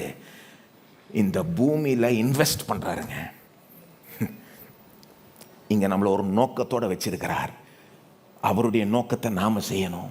அவர் கொடுத்த ஜீவனை வச்சு, அவர் கொடுத்த சுவாசத்தை வச்சு, அவர் கொடுத்த ஆரோக்கியத்தை வச்சு, அவர் கொடுத்த திறமைகளை வச்சு, அவர் கொடுத்த வரங்களை வைத்து அவருடைய நோக்கத்தை செஞ்சு, அவருடைய சித்தத்தை செஞ்சு, அவருடைய பேரும் புகழும் இந்த பூமியில் வர்த்திக்கப்படணும். அவருக்காக வாழணும். அவர் கொடுத்த எல்லாத்தையும் வச்சு அவருக்காக வாழணும். ஆனால் சிலர் எப்படி இருக்காங்க? எல்லாமே அவர் தான் கொடுத்தாரு, ஆனால் கொஞ்சம் கூட அவரை செட்டப் பண்ணுறதே கிடையாது. உலகத்துலாம் எப்படி இருக்கிறாங்க? அவரை நினச்சி பார்க்குறது இல்லை. தங்களுக்காக வாழ்ந்துக்கிறாங்க. தாங்க நல்லா இருந்தால் போதும், குடும்பம் நல்லா இருந்தால் போதும் அப்படின்னு தங்களுக்காக, தாங்க அஜெண்டா ஆனால் போதும், நான் தங்களுக்காக வாழ்ந்து தங்களுடைய நோக்கத்தை செஞ்சு தங்களுடைய பேரும் புகழும் பெருகுனா போதும் அப்படின்னு வாழ்ந்துட்டு போகிறாங்க. இங்கே என்னங்க பாயிண்ட்டே என்னங்க? அப்படி வாழுகிறவர்கள் பொல்லாத ஒரு வாழ்க்கையை வாழ்ந்து கொண்டிருக்கிறார்கள். உயிரையும் ஜீவனையும் சுவாசத்தையும் உயிர் மூச்சையும் எல்லாத்தையும் கொடுத்தவரை நினச்சி பார்க்காம அவருக்கு வாழாமல் இருப்பது பொல்லாதது. சிலர் பயந்து போயும் செய்கிறாங்க. அவர் கொடுத்த தாளந்தை விசுவாசத்தோடு இயங்கிறது கிடையாது. விசுவாசத்தோடு அவர் சொன்னதை செய்கிறது கிடையாது. கேட்டால் இல்லை ஒர்க் அவுட் ஆகுமா இல்லையான்னு தெரிலன்னு இப்படியே பின்வாங்கியே மாட்டிக்கிறது. பயத்தின்ற பேரில் அவங்க சோம்பேறித்தனத்தையும் நியாயப்படுத்திக்கிறது. எல்லாமே கலந்துருக்கு. பயமும் இருக்குது, சோம்பேறித்தனமும் இருக்குது, பொல்லாத எண்ணம், பொல்லாத பேச்சு, விசுவாசமற்ற நிலை எல்லாம் ஒரு பக்கம் இருக்குது பாருங்கள். அதுதான் இந்த கெட்ட ஊழியக்காரன். எஜமான் எவ்வளோ கொடுத்தாரு, அதை கொஞ்சம் கூட அங்கீகரிக்காமல், நினச்சி பார்க்காம அப்படியே வச்சு யூஸ் பண்ணாமல் திரும்ப கொடுத்தான் பாருங்கள். பொல்லாத ஒரு செயல். அதுக்கு பயங்கரமான தண்டனை உண்டு. புறம்பான இருளே தள்ளி போடுங்கள்ன்றார். அவனுக்கு தண்டனை என்னது? வெறும் இருந்த தாளத்தை பிடிங்கிட்டாருன்னு மட்டும் இல்லை, புறம்பான இருளை தள்ளி போடுங்க, அங்கே அழுகையும் பற்கடிப்பும் உண்டாயிருக்கும். ஆனால் அவருக்கென்று வாழ்ந்தவங்களுக்கு பெரிய ஒரு பலன். என்ன பலன்? பாராட்டுறாரு. நல்லது, உத்தமமும் உண்மையுள்ள ஊழியக்காரனே. அதை விட பெரிய பாராட்டு இருக்காங்க. அது மட்டும் இல்லை, இதை விட பெரிய உனக்கு பொறுப்பு தரேன்றார். அது மட்டும் இல்லை, என்னுடைய சந்தோஷத்திலே உனக்கு பங்கு இருக்குன்றார். ஏன் எஜமானுடைய சந்தோஷத்தில் நீனு பிரவேசி. அடுத்த கதை, 4ஆம் கதை. கதைன்னு சொல்லக்கூடாது, மன்னிக்கவும். இந்த 4வது செக்ஷன் கதையே கிடையாது, ஓமையே கிடையாது. இது 25ஆம் அதிகாரம் 31 - 46. இது ஓமையே கிடையாது. ஏன்னா அப்படியே வெளிப்படையாக பேசுகிறார். இங்கே இதில் 1-2 வார்த்தைகள் தான் ஓமையை போன்ற வார்த்தைகள். ஓமையை போன்ற விதத்தில் பேசுகிறார் 1-2 காரியங்கள். ஆனால் முக்காவாசி வெளிப்படையாக சொல்கிறார். அதாவது இயேசு இந்த பூமிக்கு ஒரு நாள் திரும்பி வர்றப்போ என்ன நடக்க போது, என்ன செய்வார்ன்றதை வெளிப்படையாக சொல்கிறார். 4வது போதனையாக இருக்கிறதுனால நான் நினைக்கிறேன் இயேசுவே சரி ஓமை வேண்டாம், வெளிப்படையாக சொல்லிடுவோம், உள்ளதை அப்படியே சொல்லிடுவோம், திட்டம் தெளிவாய் சொல்லிடுவோம் அப்படின்ட்டு சொல்கிறார். கேளுங்க, 31 - 46. இயேசு சொல்கிறாரு, அவர் திரும்ப வரும்போது இந்த பூமிக்கு வரப்போ மகிமையாய் வருவாராம். மகிமையாய் வருவார். கொஞ்சம் கற்பனை செஞ்சு பாருங்கள். மகிமையான இயேசு தமது மகிமையுள்ள சிங்காசனத்தின் மேல் வீற்றிருப்பாராம். கொஞ்சம் கற்பனை செஞ்சுக்கோங்க, மைண்டை ரிஃப்ரெஷ் பண்ணிக்கோங்க. இப்போ மாறிடுச்சு. கடைசி வரைக்கும் போயிடுங்க. இயேசு வராரு இந்த பூமிக்கு, திரும்ப மகிமையாய் வராரு. மகிமையான சிங்காசனத்தில் வீற்றிருப்பார். அப்பொழுது அவருக்கு முன்பாக சகல ஜனங்களும் சேர்க்கப்படுவார்கள். சகல ஜாதி ஜனங்கள், எல்லா இடங்களிலிருந்தும் பல விதமான ஆட்கள் அவருக்கு முன்பாக சேர்க்கப்படுவார்கள். எல்லாம் அப்படியே ஒரு கூட்டமாக இருப்பாங்க. அவர் என்ன பண்ணுவாராம், அந்த கூட்டத்தை 2ஆக பிரிச்சுருவார். அப்படியே 2ஆக பிரிச்சுருவார். அவருடைய வலது பக்கத்தில் சிலரை போட்டுருவார், இடது பக்கத்தில் சிலரை போட்டுருவார், அப்படியே பிரிச்சுருவார் பட்டுன்னு. எல்லாம் அப்படியே ஒன்றா இருந்தாங்க. செம்மறி ஆடும் வெள்ளை ஆடும் ஒன்றா இருக்கிறது போல் ஒன்றா இருந்தாங்கன்னு சொல்லப்பட்டிருக்கு. ஆனால் இவர் என்ன பண்ணுவாராம், வந்து அவங்க அப்படியே பிரிப்பாராம். ஒரு குரூப்பை வலது பக்கத்தில் போட்டுருவார், ஒரு குரூப்பை இடத்துல பக்கத்தில் போட்டு எல்லாரும் யோசிச்சுட்டு இருப்பாங்க என்ன பண்ணுறாரு. அப்போ வந்து ராஜாவாகிய இயேசு தம்முடைய மகிமையான சிங்காசனத்தில் உட்காந்துட்டு இருக்கிற ராஜாவாகிய இயேசு தம்முடைய வலது பக்கத்தில் இருக்கிறவர்களுக்கு திரும்பி சொல்வாராம். 34ஆம் வசனம், வாருங்கள் என் பிதாவினால் ஆசீர்வதிக்கப்பட்டவர்களே, உலகம் உண்டானது முதல் உங்களுக்கு ஆயத்தம் பண்ணப்பட்டிருக்கிற ராஜ்யத்தை சுதந்தரித்து கொள்ளுங்கள்.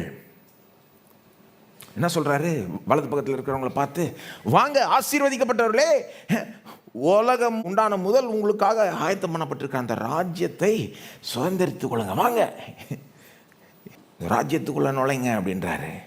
கூடவே ஒரு விளக்கத்தையும் சொல்றாரு. 35லேருந்து 37 அந்த விளக்கத்தை கவனிங்க. பசியாக இருந்தேன், எனக்கு போஜனம் கொடுத்தீர்கள். தாகமாக இருந்தேன், பசியாக இருந்தேன், நீங்கள் எனக்கு சோறு போட்டீங்க. தாகமாக இருந்தேன், என் தாகத்தை தீர்த்தீங்கன்றாரு. அந்நியனாக இருந்தேன், என்னை நீங்கள் சேர்த்துக்கிட்டீங்க. வேறு யாரும் சேர்த்துக்கல, நீங்கள் சேர்த்துக்கிட்டீங்க. நான் வஸ்திரம் இல்லாமல் இருந்தேன்ப்பா, நீ எனக்கு வஸ்திரம் கொடுத்தேன்றாரு. வியாதிப்பட்டு சிறையில் கடந்தேன், நான் யாரை என்னை வந்து சந்திக்கலான்னா நீங்கள் மட்டும் என்னை வந்து சந்திச்சிங்க அப்படின்றப்போ அங்கே வலது பக்கத்தில் இருக்கிறவங்களாம் ஆச்சரியத்தோடு பார்த்து, அது பார்த்தீங்களா 37ஆம் வசனத்தில் அவங்களாம் ஆச்சரியமாக பார்த்து நிற்பாங்களாம். எப்போ ஆண்டவரே உண்மை நாங்கள் பசியாக பார்த்தோம், என்ன பேசுகிறீர் இயேசுவே, நீர் எவ்வளோ பெரியவர், நீர் பசியாக இருக்க முடியுமா? நாங்கள் உங்களை எப்போ பசியாக பார்த்தோம், தாகமாக பார்த்தோம், வஸ்திரம் இல்லாமல் பார்த்தோம், வியாதிப்பட்டு சிறையில் அடைக்கப்பட்டவர்களாக பார்த்தோம், நாங்கள் உண்மை அப்படிலாம் பார்க்கலையே, உங்களுக்கு உமக்கு வந்து சோறும் போடல, உமக்கு எதுவும் நாங்கள் அப்படிலாம் செய்யலையே அப்படின்னு ஆச்சரியத்தோடு கேட்பாங்களாம். அப்போது ராஜாவாகிய இயேசு பதில் சொல்லுவாராம் 40ஆம் வசனத்தில், அந்த சாதாரண விசுவாசிக்கு செஞ்சீங்கல்ல, யாரும் பெருசாக நினைக்காத அந்த விசுவாசி, யாரும் சட்டை பண்ணாத அந்த விசுவாசி, அவன் ஒன்றும் பெரிய இவளெல்லாம் யார் கண்டுக்குவான்னு நினச்சிட்டு முக்கால்வாசி பேர் சட்டை பண்ணாமல் போனாங்கல்ல, நீங்கள் அவங்களுக்கு சோறு போட்டிங்கள்ல, அவங்க கஷ்ட காலத்தில் அவங்களுக்கு உதவுனீங்கள்ல, அவங்க வியாதிப்பட்டு கிடக்கிறப்போ மற்றவங்களாம் பார்க்காதப்போ நீங்கள் மட்டும் போய் பார்த்தீங்கள்ல, சுவிசேஷத்து நிமித்தப்போ அவங்க உபத்திரவப்பட்டு சிறையில் அடைக்கப்பட்டு போய் எல்லாம் அவங்கள மறந்துட்டாங்க, நீங்கள் மட்டும் அவங்கள ஞாபகம் வச்சு அவங்களுக்காக ஜெபம் பண்ணி அவங்கள கவனிச்சிங்க இல்லையா? அதெல்லாம் செஞ்சப்போ அது எனக்கே செஞ்ச மாதிரி, எனக்கே செஞ்சீங்க அப்படின்றார். நல்லா கரெக்டாக இந்த டீட்டெயிலை கவனிச்சிருங்க. எல்லா டீட்டெயில் நான் காமிக்க வரல, ஆனால் இந்த டீட்டெயில் ரொம்ப முக்கியம். அவங்க வந்து ஆச்சரியப்பட்டு நிற்கிறாங்க. எப்போ நாங்கள் உமக்கு செஞ்சோம் அப்படின்னா அவர் சொல்கிறாரு, நீங்கள் அவங்களுக்கெல்லாம் செஞ்சீங்கல்ல, அப்போ தான் எனக்கு செஞ்சீங்கன்னு சொல்கிறப்போ தான் அவனுக்கு ஓஹோ அப்படின்னு உதிக்குது, ஸ்ட்ரைக் ஆகுது. அப்படின்னா என்னங்க அர்த்தம், ரொம்ப அதை பற்றி நினைக்காமலே செஞ்சிட்டாங்க இவங்க. இந்த அன்பின் கிரியைகள் செய்தவங்க எப்படிப்பட்டவர்கள், அதை பற்றி ரொம்ப பெருசாக அவங்க செஞ்ச கிரியையே பெருசாக நினைக்காமலே செஞ்சிட்டாங்க. கிட்டத்தட்ட நேச்சுரலாக செஞ்சிட்டாங்கன்னு சொல்லலாம். அன்பினால் நிறைந்திருந்ததுனால அப்படியே அந்த அன்பின் கிரியைகள் நேச்சுரலாக வந்து ஏதோ பரலம் போய் சேரணும்னு அப்படி செய்யலை, நேச்சுரலாக செய்கிறான். கிட்டத்தட்ட ஆல்மோஸ்ட் அன்கான்ஷியஸாக செய்கிறான், அவனுக்கே தெரில அவன் செய்கிறது. அதாவது அவன் செய்கிறதே பெருசாக அவன் நினைக்கல, அதனால தான் அவனுக்கு ஸ்ட்ரைக்கே ஆகலை. இவர் சொல்கிறார், எனக்கு செஞ்சீங்களாப்பா, நான் எப்போ செஞ்ச ஆண்டவரேன்றான். அவர் சொல்ல வேண்டியதாக இருக்குது, எப்பா நீ அவனுக்கு செஞ்சல, அப்போ தான் எனக்கு ஓ கரெக்டு.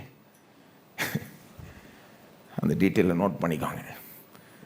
இடது பக்கத்தில் இருக்கிறவங்கள பார்த்து பேசுகிறார். அடுத்தது வலது பக்கத்தில் அவங்கள பார்த்து டீல் பண்ணிட்டார், பேசிட்டார். இப்போது இடது பக்கத்தில் இருக்கிறவங்கள பார்த்து ராஜாவாகிய இயேசு தம்முடைய மகிமையான சிங்காசனத்தில் உட்கார்ந்து கொண்டு இருக்கிற ராஜாவாகிய இயேசு இந்த பக்கம் திரும்பி இடது பக்கத்தில் இருக்கிறவங்கள பார்த்து என்ன சொல்கிறாரு, 41ஆம் வசனம்.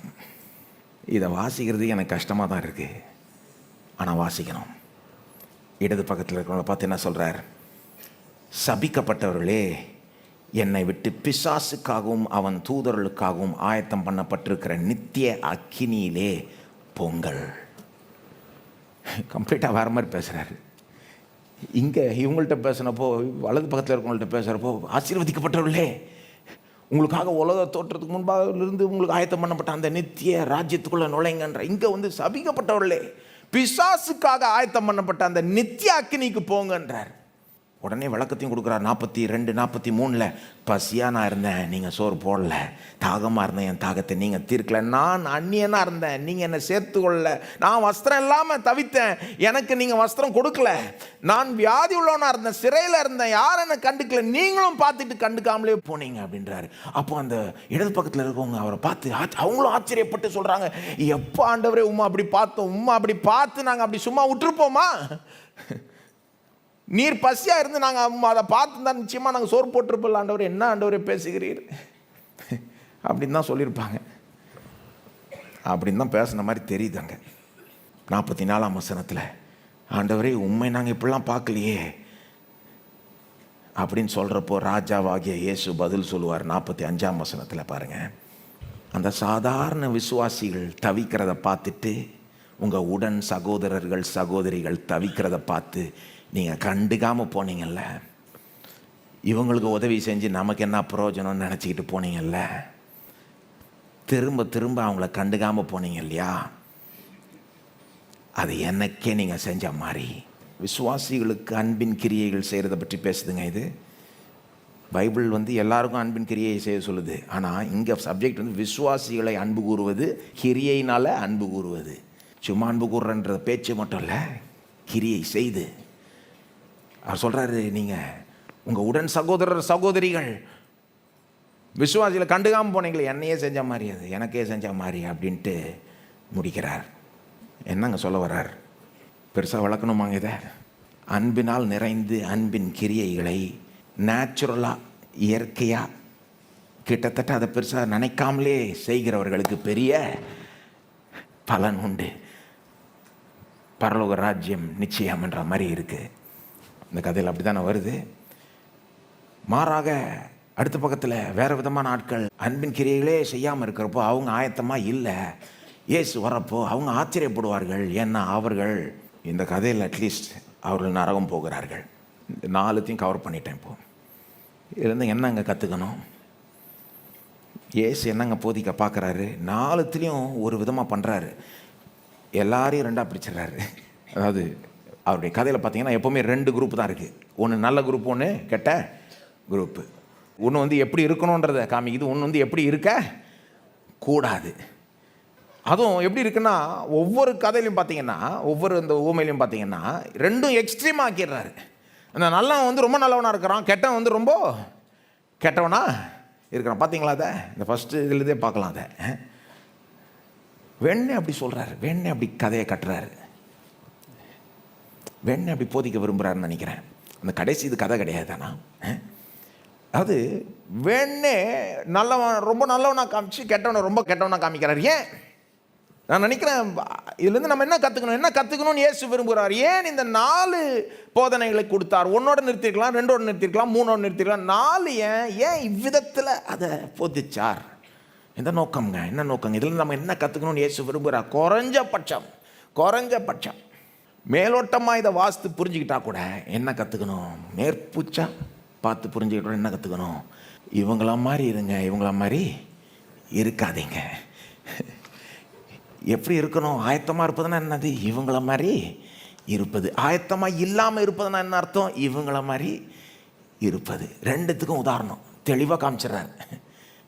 நீங்கள் சொல்லலாம், இதை பார்க்குறப்போ நான் இவங்கள மாதிரியும் இருக்கிற மாதிரி தெரில, இவங்கள மாதிரி இருக்கிறவங்க தெரிலங்க, நான் நடுவில் இருக்கிற மாதிரி தெரியுதுங்க அப்படின்லாம். நீங்கள் ஏன்னா இவர் அதை அதை அதை அமைச்சிருக்கிற விதமே அப்படி. அதாவது நல்லவனா ரொம்ப நல்லவனா அவனை வர்ணிக்கிறாரு, கேட்டவனா ரொம்ப கேட்டவனா வர்ணிக்கிறாரு. ஸோ நடுவில் இருக்கிறீங்கன்னு நீங்கள் சொன்னீங்கன்னா முதல்ல நான் சொல்லுவேன், கர்த்தருக்கு ஸ்தோத்திரம், அட்லீஸ்ட் அந்த மூலையில் இல்லைல்ல. அடுத்தது நான் என்ன சொல்லுவேன்னா, நீங்கள் நடுவில் இருந்தால் பத்தாது, இந்த சைடு போகணுன்னு. இது அதனால தான் சொல்கிறாரு இந்த 4 கதைகள், 4 இந்த ஊமைகளை ஏன் சொல்கிறாரு? நீங்கள் நடுவில் இருந்தீங்கன்னா, எங்கே அந்த மூலையில் நீங்கள் இல்லைன்றதை உணர்ந்துட்டீங்கன்னா, அதாவது இந்த ஊமைகளில் வருகிற ஆயத்தமாக இருந்த இவர்கள் மாதிரி நீங்கள் இல்லைன்றதை உணர்ந்துட்டீங்கன்னா, அவர்களை போல் இருக்க நீங்கள் முதல்ல ஆசைப்படணும். அந்த பக்கம் போய்கிட்டே இருக்கணும், அதை நோக்கி வளர்ந்துக்கிட்டே இருக்கணும். ஏன்னா அதை நோக்கி போயிட்டு இல்லைன்னா, அதை ஆசைப்படலைன்னா, அப்படி வளர்ந்துக்கிட்டே இல்லைன்னா ஆபத்து என்னன்னா, ஒரு வேளை சொல்ல முடியாது, நீங்கள் சும்மா அப்படி நடுவில் இருந்துக்கிறேன் அப்படின்ட்டா அப்படி போய் சாஞ்சிடலாம். ஜாக்கிரதையாக இருக்கணும். இந்த நடுவில் இருந்துக்கிறேன்ற பேச்சு வேலைக்காகாது. அதெல்லாம் நம்ம இதில் தான், எதில் எக்ஸாம் எழுதுகிறப்ப தான் ஓரளவுக்கு பாஸ் ஆனால் போதும். இது ஜஸ்ட்டு பாஸ் ஆனால் போதுன்றவன் என்றைக்காவது ஒரு ஃபெயில் ஆகிடுவான். ஏன்னா அவன் கோல் என்னது, அதான் அந்த ஜஸ்ட் பாஸ் ரீச் பண்ணால் போதும், நான் ஃபெயில் ஆகிடுவான். அப்போது முட்டாள் தானே அது. யாராவது நினைப்பாங்களா? அட்லீஸ்ட் கொஞ்சம் அதை விட கொஞ்சம் நல்லா செட் பண்ணணும் கோலை, அப்போது அட்லீஸ்ட் கண்டிப்பாக பாஸ் ஆகிடுவாங்க. என்னங்க இயேசு சொல்கிறப்போ இதில் ஒரு பெரிய ஒரு வார்னிங்கே இருக்குது. ஏன்னா அந்த ஃபஸ்ட்டு கதையிலே பார்த்தீங்களா, அவன் பிரச்சனை என்ன, அந்த உண்மை இல்லாத ஊழியக்காரனுடைய பிரச்சனை என்ன தெரியுமா? அவன் ஃபஸ்ட்டு தொடங்குறப்போ ரொம்ப மோசமாக ஒன்றும் தொடங்கல. அவன் என்ன சொல்லிக்கிட்டான்ட்டு வாசித்து பாருங்கள். அந்த மற்ற 24, 45, 51 இருக்கிற அந்த கதையில் வாசித்து பாருங்கள். அவன் பிரச்சனை என்னன்னா, தனக்கு சொல்லிக்கிட்டான் அவன், இப்போ எஜமான் வர்றது லேட்டாகுது போல இருக்கு, அப்போ இப்போ நான் என்ன வேணுமோ பண்ணிக்கிறேன், கடைசியில் அவர் வர்றதுக்குள்ளே எல்லாத்தையும் சரி பண்ணிக்கிறேன்னு சொல்லிட்டு தொடங்குறான். கொஞ்சம் இந்த பக்கம் இருக்கிற மாதிரி தான் தொடங்குறான். என்ன ஆகுது, அவனுக்கே அறியாமல் போக போக மோசமாக போய் அங்கே போய் முடிகிறான். இதை வச்சுக்கிட்டு விளையாட முடியாது. ஆகவே இதனுடைய வார்னிங்கே என்ன, இயேசு இந்த இந்த ஓமைகளை சொன்னதனுடைய ஒரு அடிப்படை நோக்கம் என்ன தெரியுமா? அந்த பக்கம் போ, அப்படி இரு, இங்கே காணப்படுகிற நல்லவர்களை போல இருங்க, அப்படி இருக்க ஆசைப்படுங்க, அதை நோக்கி போயிட்டே இருங்க. ஏன்னா அதை நோக்கி போயிட்டு இல்லைன்னா நீங்கள் இப்படியே இருந்துக்கலான்னு நினச்சிங்கன்னா சொல்ல முடியாது, அங்கே போய் முடிஞ்சிடலாம். விளையாடுற காரியம் கிடையாது, அசட்டை பண்ணுற காரியம் கிடையாது. எச்சரிக்கையாக சொல்லுகிறார் இயேசு, நம்ம நல்லதுக்கு சொல்லுகிறார். எப்படி இருக்க சொல்கிறாரு, என்ன ஒரு நல்ல எடுத்துக்காட்டு சொல்கிறார். எப்படி இருக்கணும், நம்ம ஆயத்தமாக இருப்பதுன்னா என்னங்க, இயேசுவின் வருகைக்கு ஆயத்தமாக இருப்பதுன்னா என்னங்க, அவரை உண்மையாய் சேவித்து கொண்டு இருப்பது. அதான் ஆயத்தமாக இருப்பது. ஆயத்தமாக இருப்பதுன்னா என்னங்க, புத்தி உள்ளவர்களாக இருப்பது. அதாவது ஜாக்கிரதையுடன் அவருடைய வருகைக்கு போதுமான அளவுக்கு ஆயத்தம் ஆவது, போதுமான அளவுக்கு முயற்சி எடுப்பது, போதுமான விதத்தில் முயற்சி புத்தி உள்ளவர்கள் செஞ்சது போல. ஆயத்தமாக இருப்பதுன்னா என்னங்க, எல்லாமே அவர் தான் நமக்கு கொடுத்துருக்கிறாருன்றதை உணர்ந்து இந்த வாழ்க்கையை அவருக்காகவே வாழணும், அவருடைய நோக்கத்தை செய்யணும்.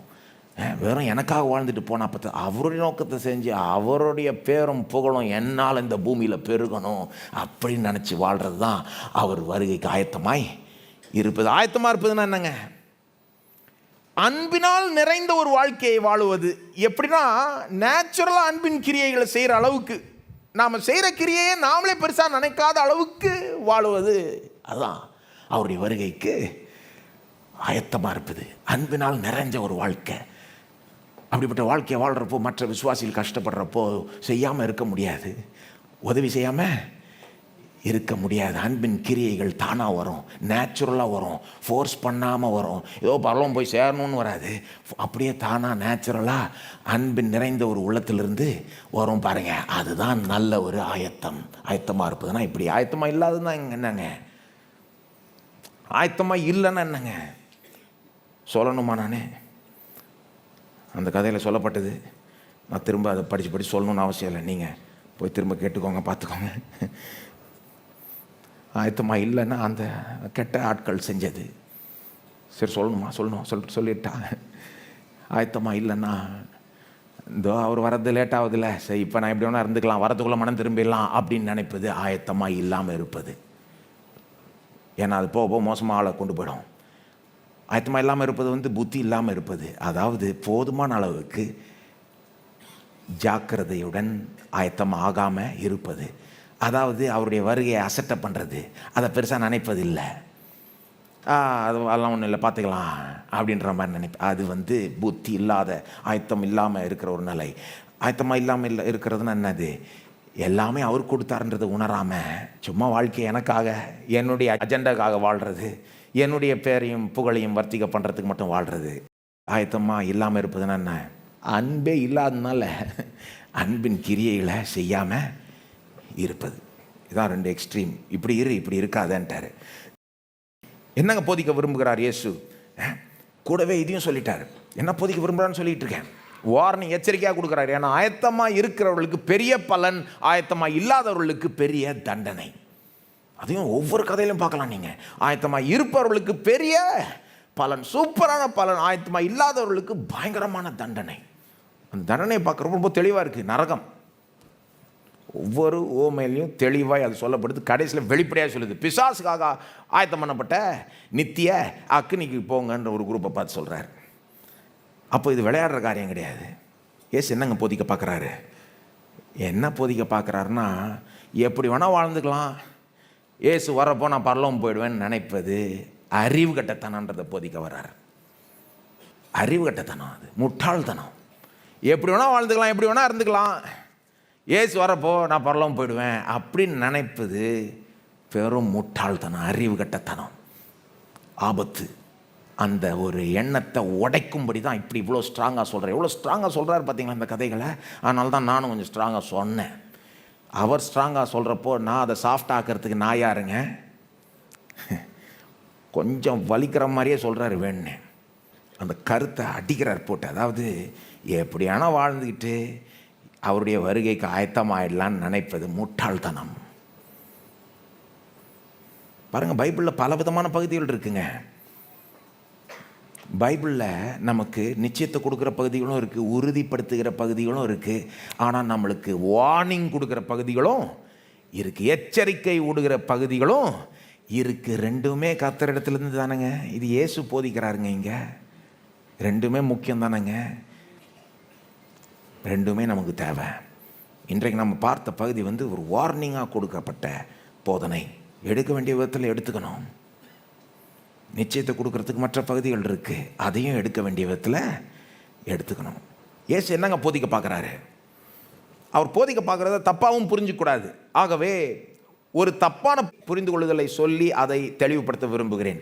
ஏசு என்னங்க போதிக்க பார்க்குறாருங்க? சிலர் இந்த 4 ஊமைகளை வாசித்துட்டு ஒருவேளை தப்பாக புரிஞ்சுக்கிறதுக்கு வாய்ப்பு உண்டு. ஏசு போதிக்கிறதே தப்பாக புரிஞ்சுக்கலாம். பைபிளினுடைய மற்ற போதனை தெரியாதவர்கள், மற்ற போதனைகளை கேட்காதவர்கள், மற்ற பகுதியில் பார்க்காதவர்கள், வாசிக்காதவர்கள் இந்த மாதிரி வெறும் இந்த 4 கதையை மட்டும் வாசித்தான், வெறும் இந்த 4 ஊமையை மட்டும் வாசித்துட்டு தப்பான முடிவுக்கு வர்றதுக்கு வாய்ப்பு உண்டு. ஒருவேளை யாராவது இங்கே நம்ம சபைக்கு கொஞ்சம் ஃபஸ்ட் டைம் வந்திருக்கலாம், வேறு நம்ம சபையில் நடக்கிற போதனை கேட்காம இருந்திருக்கலாம். அப்போ அவங்க இன்றைக்கி இதை மட்டும் கேட்டுட்டு அவங்க ஒரு தப்பான முடிவு வரதுக்கு வாய்ப்பு உண்டு. அவங்க எந்த ஒரு தப்பான முடிவு வரதுக்கு வாய்ப்பு உண்டு. அவங்க ஒரு நினைக்கலாம், ஓஹோ அப்போ நீங்கள் சொல்ல வர்றது என்னன்னா ரொம்ப சிம்பிளாக சொல்லிட்டு போயிருக்கலாமேங்க. அதாவது நற்கிரியை செஞ்சால் பரலோகம், துர்க்கிரியை செஞ்சால் நரகம், அவ்வளோதானங்க சொல்ல வரீங்க? கிடையாதுங்க, அவ்வளோதான் சொல்ல வரலைங்க. சிலர் இந்த கதைகளை வாசிக்கிட்டு என்ன தப்பான முடிவுக்கு வரலாம். ஓஹோ நீங்கள் சொல்ல வர்றது என்னன்னா நற்கிரியைகள் நம்மளை பரலோகத்துக்கு தகுதிப்படுத்துது, துர்க்கிரியைகள் நம்மளை நரகத்துக்கு தகுதிப்படுத்துறது, அதுதானங்க சொல்ல வரீங்க? இல்லைங்க, அதை சொல்ல வரலைங்க, தப்புங்க. இந்த கதைகள் அதை போதிக்கலைங்க. ஓஹோ நீங்கள் என்ன சொல்ல வரீங்கன்னா ரட்சிப்பு கிரியையினால, அதுதானங்க சொல்ல வரீங்க? இல்லைங்க, அதை சொல்ல வரலைங்க, அதை இது போதிக்கலைங்க. இந்த ஊமைகளை வாசித்துட்டு அந்த ஒரு முடிவுக்கு வந்துட்டா, அப்படி புரிஞ்சுக்கிட்டா நாம் தப்பாக புரிஞ்சுக்கிட்டோன்னு அர்த்தம். ஏன்னா பாருங்கள், அதுக்கு தான் பைபிளினுடைய மற்ற பகுதிகளும் தெரியணும். இயேசு போதித்த மற்ற பகுதியில் வாசித்தீங்கனாலே தெரிஞ்சிடும். இயேசுவே கிரியையினால் ஒரு ரட்சிப்பை போதிக்கலை, கிரியையினால் பரலோகம் போகிற ஒரு கொள்கையை போதிக்கலை. என்னங்க சிலுவையில் அங்கே தொங்கிட்டு இருந்த அந்த கள்ளன் கிரியையினால் போனா? கிடையாது.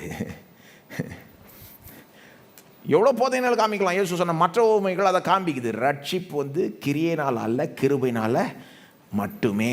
பவுல் போதிக்கிறார், எவ்வளோ இடங்களில் போதிக்கப்பட்ட ரட்சிப்பு கிரியையினால் அல்ல, கிருபையினால் மட்டுமே. சிலர் இப்படி கூட நினைக்கிறாங்க. அதாவதுங்க ஒன்றும் இல்லைங்க, சிலருடைய அண்டர்ஸ்டாண்டிங் எப்படின்னா, ஆரம்ப ரட்சிப்பு கிருபையினால், ஆனால் முடிவு ரட்சிப்பு கிரியையினால்.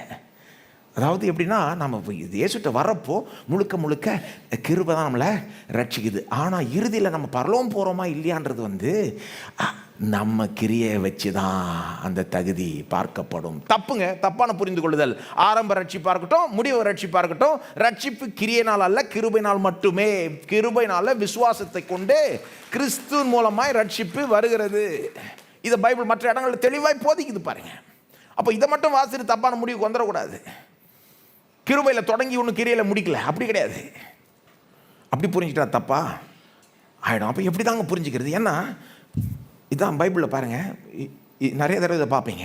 ஒரு விதமான பகுதிகள் இப்படி இருக்கும். இப்போ நம்ம இன்றைக்கி பார்த்த மாதிரி இங்கே என்ன நடக்குது? கிரியையை போட்டு வலியுறுத்துறார் இயேசு. ஏதோ ஒரு விதத்தில் கிரியை அவசியம் என்றதை சொல்கிறது போலங்க இங்கே சொல்கிறார். எந்த விதத்தில் அவசியன்றதை சொல்கிறேன், விளக்கிறேன், கவனிங்க. ஸோ அப்போ இந்த மாதிரி பகுதிகளும் இருக்குது பைபிளில். ஆனால் அதே நேரத்தில் திட்டம் தெளிவாக ஆரம்ப ரட்சிப்பும் சரி, முடிவு ரட்சிப்பும் சரி, கிருபையினால் மட்டும்தான், கிரியையினால் அல்லன்னு போதிக்கிற பகுதியிலும் இருக்குது. இப்போ ரெண்டுத்தையும் வச்சு என்ன பண்ணுறது? என்ன பண்ணுவாங்கன்னா, சிலர் அவங்களுக்கு ஒரு விதம் தான் பிடிக்கும், ஆனால் அதை மட்டும் பிடிச்சிப்பாங்க. எங்களுக்கு கிருபை தான் பிடிக்கும், ஆனால் நாங்கள் வெறும் கிருபையின் பகுதியில் மட்டும் பார்த்துப்போம், மற்றதெல்லாம் கொஞ்சம் கண்டுக்காமல் விட்டுருவோம். கிருபையை அழுத்தி போதிக்கிறவங்க சிலர் அதில் என்ன பண்ணுவாங்க, இந்த மாதிரி பகுதியெல்லாம் விட்டுருவாங்க, கண்டுக்காமல் விட்டுருவாங்க. பைபிளில் இருக்கிற மாதிரியே பார்த்துக்க மாட்டாங்க. ஏன்னா போனாலே வம்பு, இது பார்த்தா எப்படி போதிக்கிற மாதிரி தெரியுது இந்த பகுதிகள், இந்த கதைகள். நற்கிரியை செஞ்சால் பரலோகம் போவேன், அன்பின் கிரியை செஞ்சால் பரலோகம் போவேன், அன்பின் கிரியை செய்யலைன்னா நரகம் போவேன்னு சொல்கிற மாதிரி தெரியுது இல்லையா? அதனால தான் அந்த டீட்டெயிலை பாயிண்ட் பண்ணேன். அவங்க ஏதோ கிரியை செஞ்சு பரலோகம் போல், அன்பினால் நிறைஞ்சு கிட்டத்தட்ட அப்படியே நேச்சுரலாக ஆல்மோஸ்ட் அன்கான்ஷியஸாக பெருசாக நினைக்காம கிரியை செய்கிறாங்க. கரெக்டாக நோட்டீஸ் பண்ணோம் எல்லா டீட்டெயிலையும். அப்போ என்ன பண்ணுறாங்க, கிருபையை அழுத்தி போதிக்க வரும் சிலர் அந்த கிருபையை அவங்களுக்கு ரொம்ப பிடிக்கிறதுனால இந்த மாதிரி பகுதியில் விட்டுருவாங்க, நல்ல வசதியாக விட்டுருவாங்க. இன்னொரு பக்கம் இன்னொரு சிலர் இருக்காங்க, அவங்களுக்கு கிருபை பிடிக்காது, சிலருக்கு கிரியை தான் பிடிக்கும். அவங்க என்ன பண்ணுறது, அவங்களுக்கு இந்த மாதிரி ஊமைகள் தான் அல்வா சாப்பிட்ற மாதிரி. பாத்தியா, நீ மட்டும் கிரியை செய்யலைன்னா பரலோகம் போக மாட்டேன்னு இந்த மாதிரி பகுதியில் மட்டும் எடுத்துக்கிட்டு இதை மட்டும் அழுத்தி பேசுவாங்க. இந்த ரெண்டு அப்ரோச்சும் தப்புங்க. பைபிளில் கிருபையை அழுத்தி போதிக்கிற பகுதிகளும் இருக்குது, கிரியையை அழுத்தி போதிக்கிற பகுதிகளும் இருக்குது. இது என்ன முரண்பாடாக இருக்கா? பைபிள் தன்னையே, does the Bible contradict itself? Bible நாங்கள் முரண்பாடான ரெண்டு காரியங்களை சொல்லுமா? கிடையாதுங்க. முரண்பாடாய் ரெண்டு காரியங்கள் தோன்றுகிறப்போ நீங்கள் ஞாபகம் வச்சுக்கணும், it is not actually contradictory. அது ரெண்டும் அழகாக இணைஞ்சு போக வேண்டியது, ரெண்டுத்தையும் அழகாக இணைக்க கற்றுக்கணும். சத்தியம், truth is beautifully complex. It has a beauty that is revealed in its complexity. அப்போது இந்த கிருபை அழுத்தி போதிக்கிற பகுதியிலையும் கிரியை அழுத்தி போதிக்கிற பகுதியை ரெண்டுத்தையும் நம்ம இணைக்க தரலன்னா நம்ம மனசில் தான் கோளாறு. பிரச்சனை நம்மகிட்ட தான் இருக்குது, பைபிளில் இல்லை. எப்படி இணைக்கிறது கற்றுத்தரேன். பைபிளில் இணைக்குது. எபேசியர் 2:8-10 பாருங்கள். என்ன பண்ணுறது? இந்த கிருபை அழுத்தி போதிக்கிற பகுதி இருக்குது, கிரியை அழுத்தி போதிக்கிற பகுதியும் இருக்குது. எப்படி இதை ரெண்டுத்தையும் ஒன்றா சேர்த்து புரிஞ்சுக்கிறது? பைபிளே நமக்கு சொல்லித்தருது. எபேசியர் 2:8-10 பாருங்கள். பவுல் அழகாக இணைக்கிறார். கிருபை, கிரியை எல்லாத்தையும் ஒன்றாய் கொண்டு வருகிறார் பாருங்கள். எபேசியர் 2:8-10 கிருபையினாலே விசுவாசத்தை கொண்டு ரட்சிக்கப்பட்டீர்கள், இது உங்களால் உண்டானது அல்ல, இது தேவனுடைய. எவ்வளோ தெளிவாக சொல்கிற பாருங்க. கிருபையினாலே விசுவாசத்தை கொண்டு, எல்லாம் சொல்லுங்க, கிருபையினாலே விசுவாசத்தை கொண்டு ரட்சிக்கப்பட்டீர்கள், இது உங்களால் உண்டானதல்லன்றார், இது தேவனுடைய ஈவு. எல்லாம் சொல்லுங்க, தேவனுடைய ஈவு. ரட்சிப்பு தேவனுடைய ஈவு. அப்புறம் 9ஆம் வசனம் பாருங்க, இன்னும் அழுத்தி சொல்கிறாரு, ஒருவரும் பெருமை பாராட்டாதபடிக்கு இது கிரியைகளினால் உண்டானது அல்ல. எந்த மனுஷனும் வாயத்தரன்னு சொல்ல முடியாது பரலோகம் போகிற போதோ நான் செஞ்ச கிரியையினால தான். ஒவ்வொரு வாயும் அப்படி, எந்த வாயும் அப்படி பேச முடியாது. ஆரம்ப ரட்சிப்போ இறுதி ரட்சிப்போ ஒருவரும் பெருமை பாராட்டாதபடி இது கிரியைகளினால் உண்டானது அல்ல. அப்போ கிரியை என்ன வருது? கிரியை மறந்துடலாமா? கிரியை தேவையில்லையா? செய்ய தேவையில்லையா? அப்போது நற்கிரியை அப்போ கிறிஸ்தவ வாழ்க்கையில் அவசியம் இல்லையான்ற கேள்வி உண்டாவதில் 10ஆம் வசனம் அதனால தான் இருக்குது. ஏனெனில் நற்கிரியைகளை செய்கிறதற்கு நாம் கிறிஸ்து இயேசுக்குள் சிருஷ்டிக்கப்பட்டு தேவனுடைய செய்கையாய் இருக்கிறோம். ஏனெனில், எல்லாம் சொல்லுங்க, ஏனெனில். என்ன சொல்கிறார் பவுல்? எப்பா கரெக்டாக புரிஞ்சுக்கோங்கப்பா, ரட்சிப்பு கிரியைனால் கிடையாது, உங்கள் கிரியைனால் கிடையாது. கிரியைனால்னா அப்போ நீங்கள் பெருமை பாராட்டலாம், இல்லை கிரியைனால் கிடையாது, வெறும் கிருபைனால் மட்டும்தான். இயேசுடைய கிருபையை நீங்கள் விசுவாசிச்சீங்க, அதனால தான் உங்களுக்கு ரட்சிப்பு. ஏனெனில் 10ஆம் வசனம் இது எப்படி புரிஞ்சுக்கணும்னா, நற்கிரியினால் நாம் ரட்சிக்கப்படல, நற்கிரிகளை செய்கிறதற்கு நாம் கிறிஸ்து இயேசுக்குள் சிருஷ்டிக்கப்பட்டு தேவனுடைய செய்கையாய் இருக்கிறோம். நல்ல கவனிங்க, நற்கிரியினால் ரட்சிக்கப்படல, நற்கிரியை செய்கிறதற்கு ரட்சிக்கப்பட்டோம். நற்கிரியினால் ரட்சிக்கப்படல, நற்கிரியை செய்கிறதற்கு, நற்கிரிகளை செய்யும்படி நாம், தேவன் நம்மளை ரட்சித்ததனுடைய ஒரு முக்கியமான நோக்கம் என்ன தெரியுமா? நாம் நற்கிரியைகளை செய்ய வேணும். சும்மாவா ரட்சித்தார்? இந்த ரட்சித்தேன் உட்காந்து பத்திரமா உட்காந்து டிவி பாருன்னாரா? யூடியூப் பார்த்துக்கோ, அதனால தான் உன்னை ரட்சித்தேன். அப்படியே நாளெல்லாம் சும்மா உட்காந்துட்டு ஒரு வெட்டு மாதிரி நோக்க பெரிய அஜெண்டாவோட ரட்சித்தாருங்க. அவர் ஏன் ரட்சித்தாரு? நற்கிரியைகளை செய்யும்படி. நாம் நற்கிரியைகளை செய்யாதவர்களாக இருந்தோம், பொல்லாதவர்களாக இருந்தோம், பாவிகளாக இருந்தோம். ஆனால் நம்மளை முழுக்க கிருபையினால் ரட்சித்து இப்போ என்ன பண்ணுறாரு? இப்போ போய் நற்கிரியை செய் அப்படின்றார். அப்போது we are not saved by works, we are saved for the purpose of doing good works. கிரியையினால் நாம் ரட்சிக்கப்படலை, கிரியை செய்கிறதற்கென்று நாம் ரட்சிக்கப்பட்டோம்.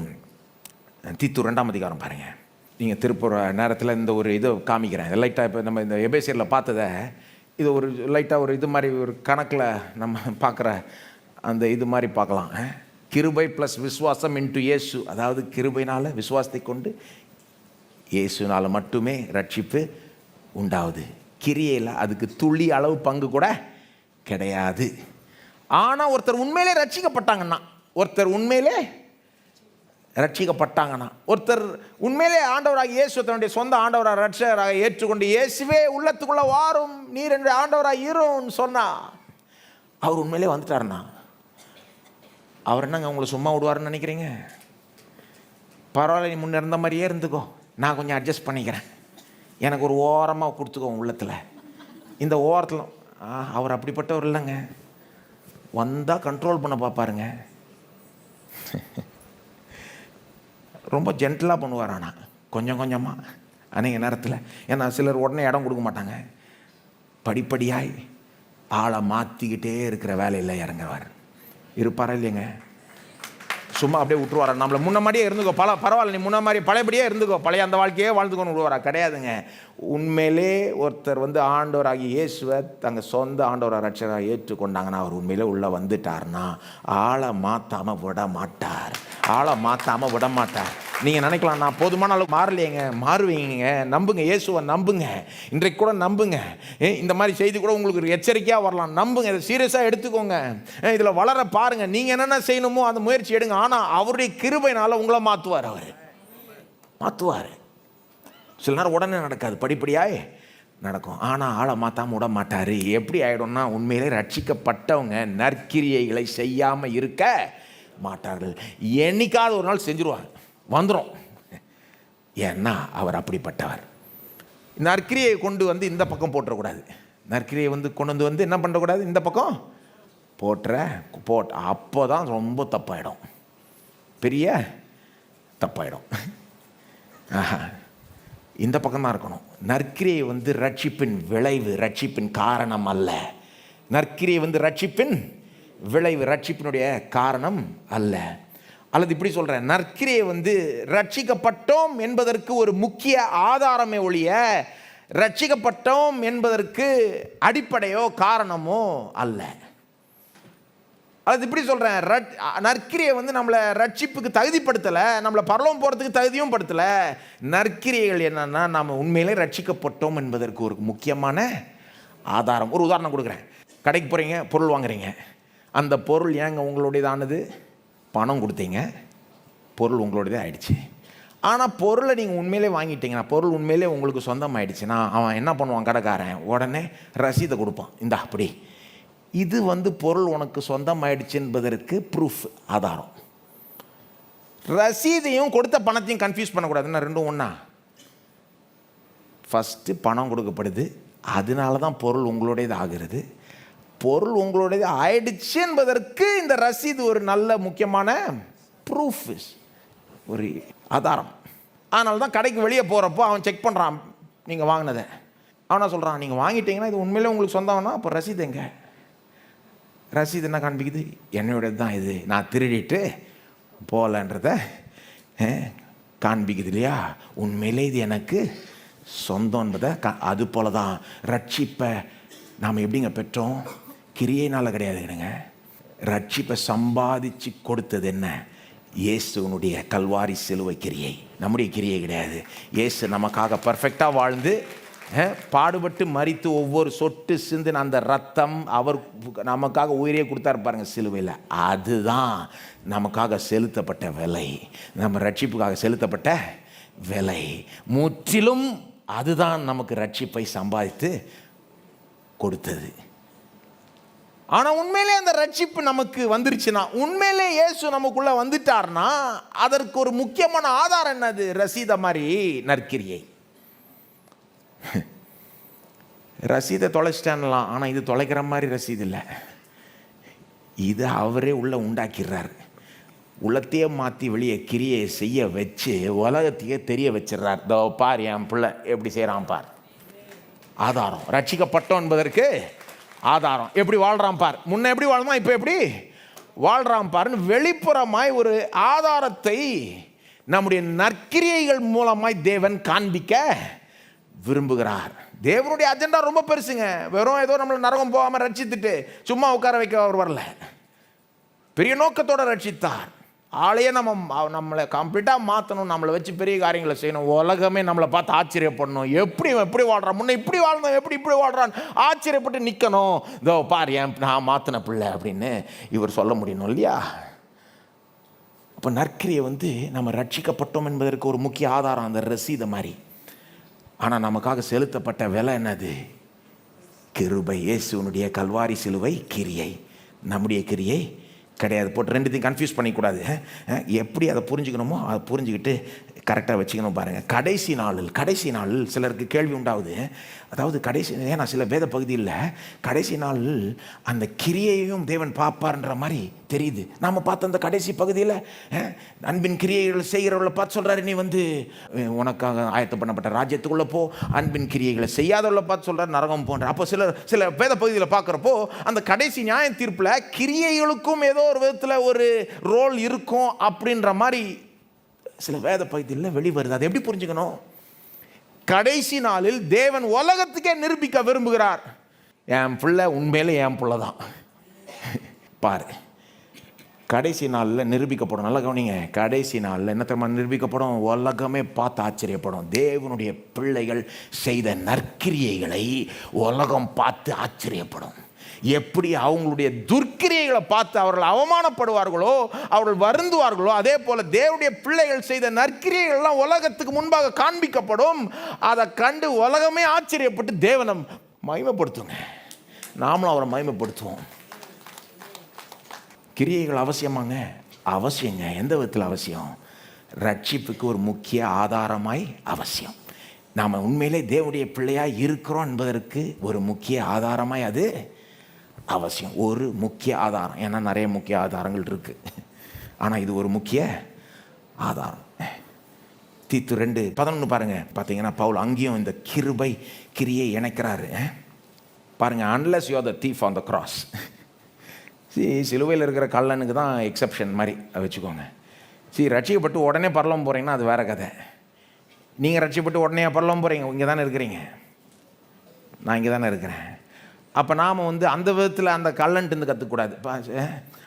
அந்த கல்லனுடைய கேஸ் முக்கியம். ஏன்னா அது என்ன காண்பிக்குது? அவன் கிரியையினால் ரட்சிக்கப்படலை, கிரியையினால் பரலோகம் போகல, கிருபையினால் மட்டுமே தான். ஒரு துளி அளவு கூட அதில் கிரியை இன்வால்வ்டாக இல்லைன்றதை காண்பிக்குது.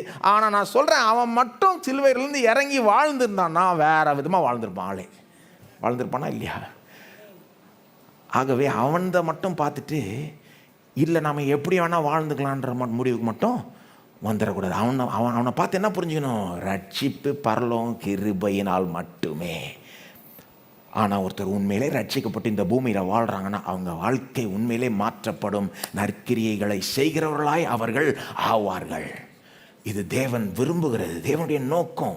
தீத்து 2:14 பாருங்கள். தீத்து 2:14 அவர் நம்மை சகல அக்கிரமங்களில் நின்று மீட்டு கொண்டு தமக்குரிய சொந்த ஜனங்களாகவும் நற்கிரியைகளை செய்ய பக்தி வைராக்கியம் உள்ளவர்களாகவும் நம்மை சுத்திகரிக்கும்படி நமக்காக தம்மைத்தாமே ஒப்பு கொடுத்தார். சிலுவையில் இயேசு நமக்காக தம்மைத்தாமே ஏன் ஒப்பு கொடுத்தார்? காரணம் சொல்லப்படுது. ஏங்க ஒப்பு கொடுத்தார்? நம்மை சுத்திகரிக்கும்படி. அப்படியே முந்தின லைன் வாசிங்க. தமிழ் ஆர்டர் ரிவர்ஸாக இருக்குது. ஏன் சிலுவையில் இயேசு நமக்காக உயிரை கொடுத்தார்? முந்தின லைன் நம்மை சுத்திகரிக்கும்படி. எந்த விதத்தில் சுத்திகரிக்க முடியும்? முந்தின லைன் பாருங்க. நற்கிரியைகளை செய்ய பக்தி வைராக்கியம் உள்ளவர்களாகவும் நம்மை சுத்திகரிக்கும்படி தான் இயேசு சிலுவையில் உயிரையே கொடுத்தார். அப்போ நாம் ரட்சிக்கப்படி உயிரை கொடுத்தார், பாவம் மன்னிக்கப்படி உயிரை கொடுத்தார். ஆனால் அது மட்டும் இல்லை, நாம் நற்கிரியைகளை செய்ய பக்தி வைராக்கியம் உள்ளவர்களாகவும் நம்மை மாற்றும்படி சுத்திகரிக்கும்படி. அந்த வார்த்தையில் சொல்லலாமா? எல்லாரும் சொல்லுங்க. நற்கிரியைகளை செய்ய பக்தி வைராக்கியம் உள்ளவர்களாகவும். அப்படின்னா என்னங்க? நற்கிரியைகளை செய்யறதுல ஒரு வெறி பிடிச்சவங்களா ஆகிற மாதிரி அதானங்க அர்த்தம். நற்கிரியைகளை செய்ய பக்தி வைராக்கியம் உள்ளவர்களாகவும் நம்மை சுத்திகரிக்கும்படி. நம்மை அப்படி மாற்றும்படி. ஏன்னா முன்ன நம்ம அப்படி இல்லை, நற்கிரியைகளை செய்யணும்னு ஒன்றும் ஆவலா இல்லை, ஒரு பெரிய வைராக்கியத்தோட ஒன்றும் அப்படி வாழ்ந்துக்கிட்டு இல்லை. நாம் பாவம் செய்கிறதுல தான் வைராக்கியமாக இருந்தோம். ஆனால் எப்படி நம்மளை மாற்றுறாரு? ரட்சித்து பாவத்தை மன்னிச்சு மட்டும் இல்லாமல் சுத்திகரித்து ஆலய உள்ளத்தையே மாற்றி நற்கிரியைகளை செய்ய பக்தி வைராக்கியம் உள்ளவர்களாகவும் நம்மை சுத்திகரிக்கும்படி. எல்லாம் சொல்ல, நம்மை சுத்திகரிக்கும்படி நமக்காக தம்மை தாமே ஒப்பு கொடுத்தார். அவருடைய நோக்கம், நிச்சயமாக அவருடைய நோக்கத்தை நிறைவேற்றுவார். தீத்து 3 அதிகாரம் 4 பாருங்கள். தீத்து 3 அடுத்த அதிகாரம், தீத்து 3:4 வாசிக்கிறேன். நம்முடைய இரட்சகராகிய தேவனுடைய தயையையும் மனுஷர் மேலுள்ள அன்பும் பிரசன்னமான போது நாம் செய்த நீதியின் கிரியைகள் நிமித்தம் அவர் நம்மை ரட்சியாமல் தமது இரக்கத்தின்படியே. வார்த்தையில் பார்த்தீங்களா? அவருடைய தயை, அவருடைய அன்பு பிரசன்னமானப்போ நாம் செய்த நீதியின் கிரியைகள் கிடையாது, அவருடைய இரக்கம். 6ஆம் வசனம் பாருங்கள். தமது கிருபையினாலே நாம் நீதிமான்களாக்கப்பட்டு.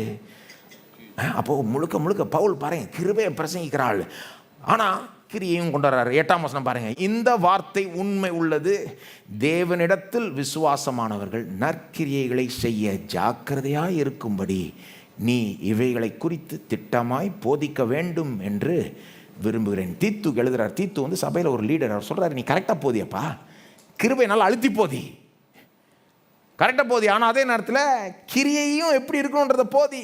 இந்த வார்த்தை உண்மை உள்ளது. 8ஆம் வசனம், தேவனிடத்தில் விசுவாசமானவர்கள் நற்கிரியைகளை செய்ய ஜாக்கிரதையாய் இருக்க வேண்டும் என்பதை நீ திட்டமாய் எல்லாருக்கும் போதி. இதை விட்டுறாத. சிலர் கிருபையை போதிக்கிறன்ற பேச்சில் நற்கிரியை அசட்டை பண்ணி போதிக்கிற மாதிரி போதிக்காதன்றார்.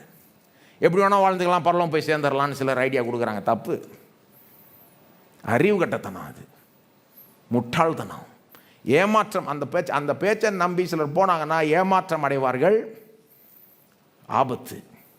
கிரியைகள் முக்கியம் இல்லைன்னு யாரும் சொல்லவே முடியாது. எந்த விதத்தில் முக்கியம்? நாம் உண்மையிலே ரட்சிக்கப்பட்டோம் என்பதற்கு அது ஒரு முக்கிய ஆதாரம்.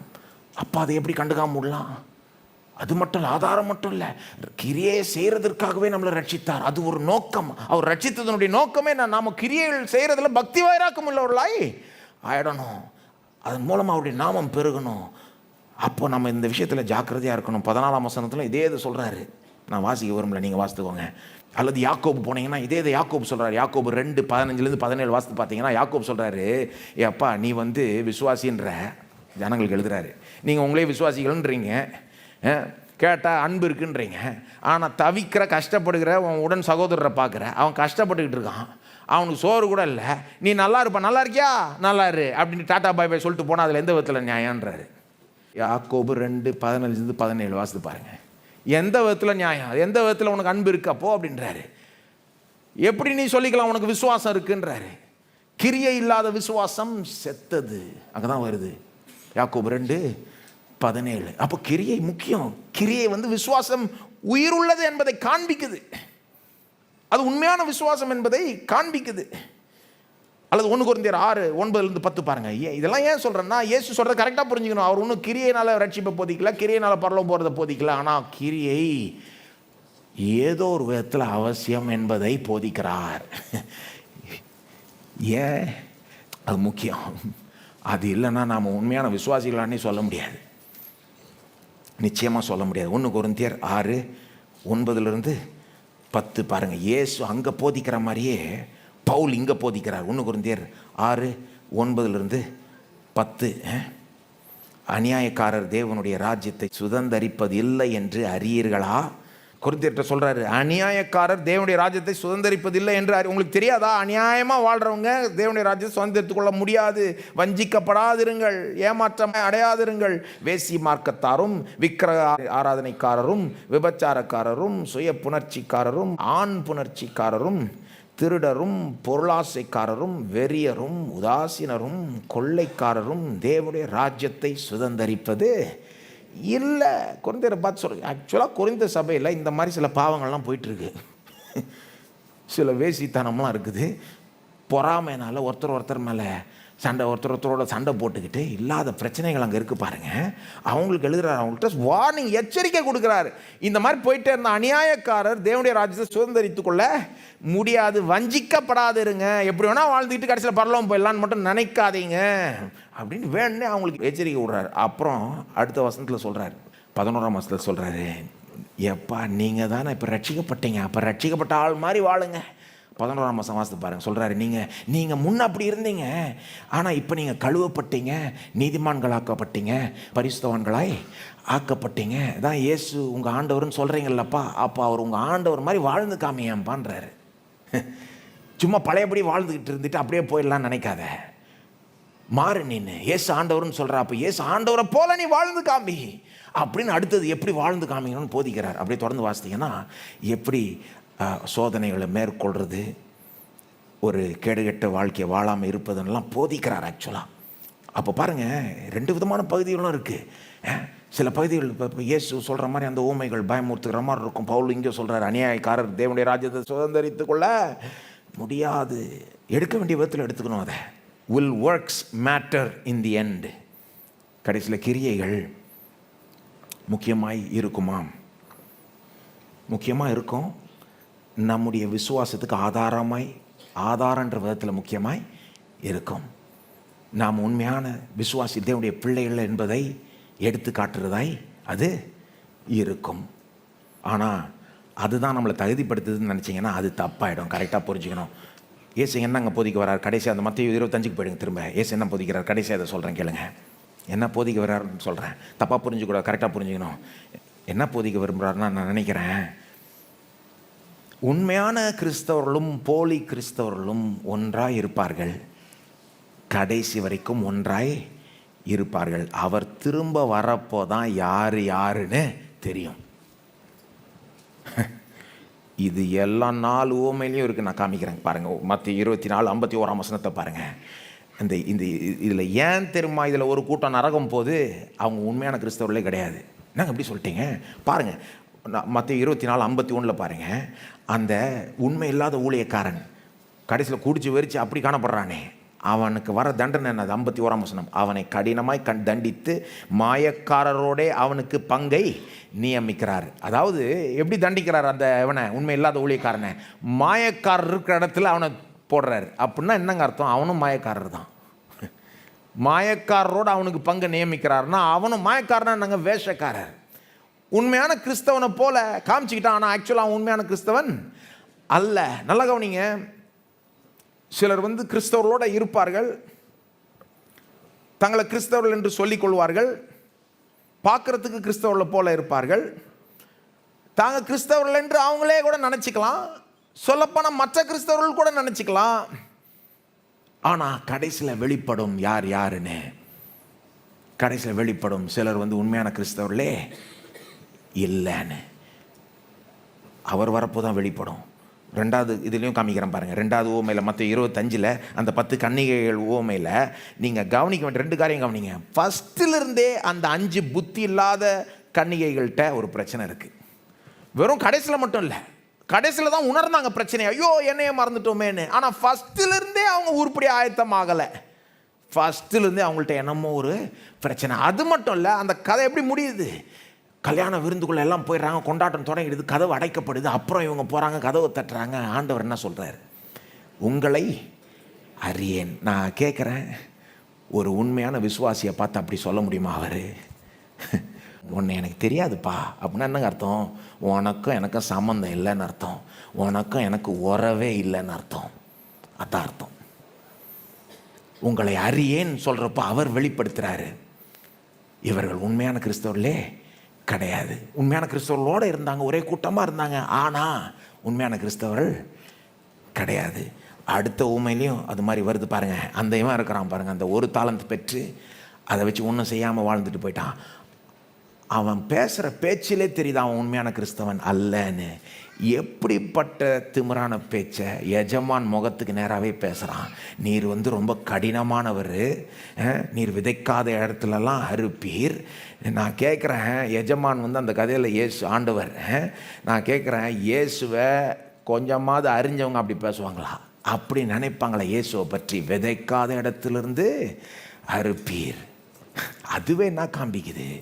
ஏதோ கிறிஸ்தவ கூட்டத்தில் இருந்தானே ஒழிய, ஆனால் இயேசுவோட அவனுக்கு உண்மையான உறவே இல்லை. இயேசுவோட உண்மையான ஒரு ஒரு ஒரு இதே இல்லைங்க அவனுக்கு. இயேசு உண்மையில் அவனுக்கு தெரியலங்க. தெரியாதனால தான் அப்படி பேசினான். இயேசு அவன் அறியவில்லை. அவன் உண்மையான கிறிஸ்தவனே கிடையாது. ஆனால் கடைசியில் தான் அது வெளிப்படுது. கடைசி செக்ஷனில் இன்னும் பயங்கரமாகவே அது வருது. அதாவது ஒரு கூட்டத்தார் அன்பில் நிறைஞ்சு கிரியைகளை செய்கிறாங்க, அவங்களுக்கே அறியாமல் கிரியைகளை செஞ்சு அதை பெருசாக நினைக்காமலே செஞ்சுட்டு போயிடுறாங்க. இன்னொரு கூட்டத்தார் அன்பின் கிரியைகளையே செய்யலைங்க. நான் கேட்குறேன், ஏங்க செய்யலை? ஏன் செய்யலைன்னா உள்ளத்தில் அன்பே இல்லைங்க. உள்ளத்தில் ஏங்க அன்பு இல்லை? அவங்க உண்மையிலே ரட்சிக்கப்படலைங்க. என்ன இதில் வேடிக்கைன்னா, இவங்க எல்லாம் ஒன்றா இருக்கிறாங்கண்ணா, வெள்ளையாடும் செம்மறி ஆடும் ஒன்றா இருக்கிறது போல் ஒன்றா இருப்பாங்களாம். அவர் வந்த பிறகு தான் இவர்களை பிரிப்பாராம். இந்த ஒவ்வொரு கதையிலையும் பார்த்தீங்கன்னா, இவர் எங்கேயோ இயேசுங்க எனக்கு சம்மந்தமே வேண்டான்னு இருக்கிறவங்களை பற்றி சொல்கிற மாதிரி தெரியல. இங்கே கிறிஸ்தவர்கள் கூட்டத்துக்கு பேசுகிறார் இயேசு. இந்த போதனை கிறிஸ்தவர்கள் கூட்டத்துக்கு என்று கொடுக்கப்படுது. ஏன்னா இவங்க எல்லாம் ஒன்றா இருக்கிறாங்க. ஏதோ ஒரு விதத்தில் இயேசு திரும்ப வருவார்னு நம்புகிறார்கள். இந்த ஒவ்வொரு கதையிலையும் பார்த்தீங்களா, அதை கெட்ட ஆளுகளும் சரி நல்ல ஆளுகளும் சரி அவர்கிட்ட இருக்கிற மாதிரி தெரியுது. அவரை சேவிக்க பார்க்குற மாதிரி தெரியுது. அவர் வருவார்னு ஓரளவுக்கு நம்புகிற மாதிரி தெரியுது. ஏதோ எங்கேயோ இருக்கிற இயேசுவே வேண்டாம், எனக்கும் இயேசுக்கும் சம்மந்தமே இல்லைன்னு சொல்கிறவங்க அப்படி கிடையாது. 10 கன்னிகைகள் எல்லாம் ஒன்றா இருக்கிறாங்க, அவர் வரத்துக்கு காத்துக்கிட்டு இருக்காங்க. அல்லது இந்த 3 வேலைக்காரங்களும், அந்த தாளந்து கொடுக்கப்பட்ட 3 வேலைக்காரங்களும் எஜமானுக்கு வேலை செய்கிறாங்க. அப்போ எல்லாரும் ஒரு மாதிரி ஒன்றா இருக்கிற மாதிரி தெரியுது. நான் நினைக்கிறேன் இயேசு என்ன சொல்ல வர்றாருன்னா, உண்மையான கிறிஸ்தவர்களும் போலி கிறிஸ்தவர்களும் கடைசி வரைக்கும் ஒன்றாய் இருப்பார்கள். இது மத்தேயு 13 இன்னொரு உதாரணத்துலையும் கொடுக்குறாரு, பேரபிள் ஆஃப் த வீட் அண்ட் டேர்ஸ். இது சில நேரம் யார் போலி யார் உண்மைன்னு யாருக்கும் தெரியாமல் இருக்கலாம். சில நேரம் அந்த போலி கிறிஸ்தவர்களுக்கே கூட தெரியாமல் இருக்கலாம். இது கடைசியில் தான் வெளிப்படும். இயேசு வரப்போ தான் அதை பிரிப்பாருன்ற மாதிரி சொல்லுகிறாரு. நீங்கள் நினைக்கலாம், அப்போ எப்படிங்க? அதுக்கு தான் பைபிள் சொல்லுது, உங்களையே நீங்கள் சோதித்து அறியுங்கள். உங்களையே நீங்கள் சோதித்து பாருங்கள். Don't just take it for granted. அதுக்கு தான் இதெல்லாம் முக்கியம். அதுக்கு தான் கிரியை முக்கியம் பாருங்க. ஏன்னா ஒரு முக்கிய ஆதாரம், நீங்கள் உண்மையான கிறிஸ்தவனுன்றதற்கு ஒரு முக்கிய ஆதாரம் என்னது? கிரியை. உங்கள் வாழ்க்கை, உங்கள் கிரியையே காமிக்கணும் நீங்கள் உண்மையான கிறிஸ்தவன் என்பதை உறுதிப்படுத்தணும். உங்கள் வாழ்க்கையே காமிக்கணும், உறுதிப்படுத்தணும் நீங்கள் உண்மையான கிறிஸ்தவன். உங்கள் அன்பின் கிரியைகள் உறுதிப்படுத்தணும். அதனால தான் அதெல்லாம் முக்கியமாகிடுது பாருங்கள். ரட்சிப்பு நிச்சயம் என்ற சீரீஸில் மற்ற ஆதாரங்களையும் நான் பேசுகிறேன். ஆனால் 2 பேதுரு 1:10-11 பாருங்கள். அதனால தான் நம்மளையே நாம் சோதித்து பார்க்கணும்னு பைபிளே சொல்லுது. பேதுரு சொல்கிறார், 2 பேதுரு 1:10 சொல்கிறாரு, சகோதரரே உங்கள் அழைப்பையும் தெரிந்து கொள்ளுதலையும் உறுதியாக்கும்படி ஜாக்கிரதையாக இருங்கள்.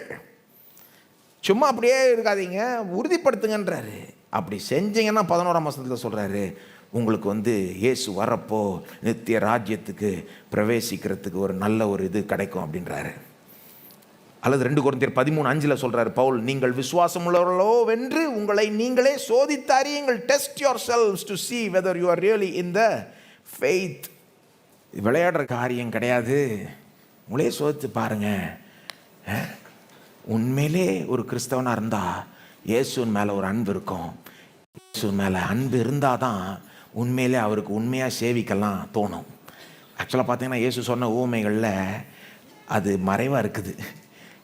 அந்த நல்லவங்க, ஒவ்வொரு நல்லவங்களையும் பாருங்கள், அவங்களுக்கு எஜமான் மேலே ஒரு அன்பு இருக்கும். அதனால தான் எஜமானை அவன் உண்மையாக சேவிக்கணும்னு பார்ப்பான்.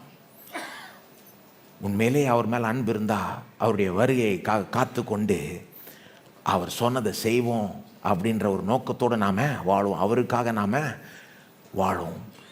நாம் எல்லோரும் எழுந்து நிற்போம்.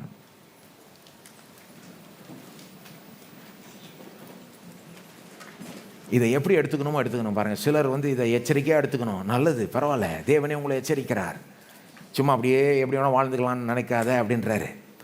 சிலர் இன்றைக்கு உறுதிப்படலாம், கரெக்டாக நீங்கள் வாழ வேண்டிய விதத்தில் வாழ்கிறீங்கன்ற உறுதி இதிலிருந்து நீங்கள் பெறலாம். எப்படி எடுத்துக்கணுமோ கடவுளுடைய கிருபையினால் ஞானத்தினால எடுக்க வேண்டிய விதத்தில் தயவு செய்து எடுத்துக்கொள்ளுங்கள். இதை வைத்து என்ன செய்யணுமோ செய்து கொள்ளுங்கள். நான் சொல்ல வேண்டியதை சொல்லிவிட்டேன். பரலோக தகப்பனே, இயேசுவின் நாமத்தில் வருகிறோம். ஆண்டவரே, நீர் எங்களுடைய நன்மைக்காக தான் போதிக்கிறீர் என்பதை புரிஞ்சு கொள்ள உதவி செய்யும். சில நேரம் கடினமாக போதிக்கிறப்போ கூட எங்களுடைய நன்மைக்காக தான் போதிக்கிறீர். நாங்கள் சிலர் திருந்தணுன்றதுக்காகவே போதிக்கிறீர். சிலர் அழிவின் பாதையில் போய் அழிஞ்சிடக்கூடாது என்பதற்காகவே போதிக்கிறீர். தவறான அபிப்பிராயங்கள் போகணும் என்பதற்காகவே போதிக்கிறீர். ஆகவே இன்றைக்கு அது நடக்கட்டும் ஆண்டவரே. அநேகர் அழிவின் பாதையிலிருந்து திருப்பப்படட்டும் ஆண்டவரே. அப்படியே ஜீவனின் பாதைக்கு நேராய், நித்திய ஜீவனுக்கு நேராய் அந்த பாதையில் அவளை திருப்பி விட்டு அதை நோக்கி அவளை நடத்தும் ஆண்டவரே. அவளை எப்படி மாற்றுவதுன்னு உமக்கு தெரியும். உம்மை நம்பினால் போதும். நீர் இரக்கமுள்ளவர், அன்புள்ளவர், தயை உள்ளவர். ஆகவே இப்போ it is not too late now. மனம் திரும்புறதுக்கு நேரம் உண்டு. நீர் வர வரைக்கும் நேரம் உண்டு. நீர் எப்போ வருவீர்னு சொல்ல முடியாது. ஆகவே இன்றைக்கே சிலர் மனம் திரும்புதலுக்கு நேராய் நடத்துவீராக. இன்றைக்கே சிலருடைய வாழ்க்கை மாறட்டும். இன்றை தொடங்கி ஆண்டவரை படிப்படியாய் நீர் விரும்புகிற அந்த வாழ்க்கைக்கு நேராய் அவர்களை நடத்தும் ஆண்டவரே. ஸ்தோத்திரம், ஸ்தோத்திரம் ஆண்டவரே. ஸ்தோத்திரம், ஸ்தோத்திரம், ஸ்தோத்திரம். நாங்கள் யார் என்பதை நாங்கள் அறிஞ்சிருக்கிறத விட நீர் அறிஞ்சிருக்கிறீர். ஆகவே நீர் எங்களுக்கு வெளிப்படுத்தும். எங்களுடைய வாழ்க்கையை காண்பிக்கட்டும், நிரூபிக்கட்டும். நாங்கள் உண்மையான விசுவாசிகள் என்பது நிரூபிக்கப்படட்டும் எங்கள் வாழ்க்கையின் மூலமாய், எங்கள் நற்கிரியையின் மூலமாய். அப்படிப்பட்ட வாழ்க்கையை வாழச் செய்யும் ஆண்டவரே. அந்த விதத்தில் உம்முடைய வருகைக்கு ஆயத்தமாய் இருக்க நடத்தும், ஆசீர்வதியும், வழி நடத்தும். தொடர்ந்து நம்முடைய ஜனங்களை ஆசீர்வதியும். எல்லா துதி கனம் மகிமை உமக்கே செலுத்துகிறோம். இயேசுவின் நாமத்தில் ஜெபிக்கிறோம். ஆமென். நம்முடைய கர்த்தராகிய இயேசு கிறிஸ்துவினுடைய கிருபையும், பிதாவாகிய தேவனுடைய அன்பும், பரிசுத்த ஆவியானவருடைய ஐக்கியமும் சமாதானமும் நம்முடைய இன்றைக்கும் என்றைக்கும் இருப்பதாக. ஆமென்.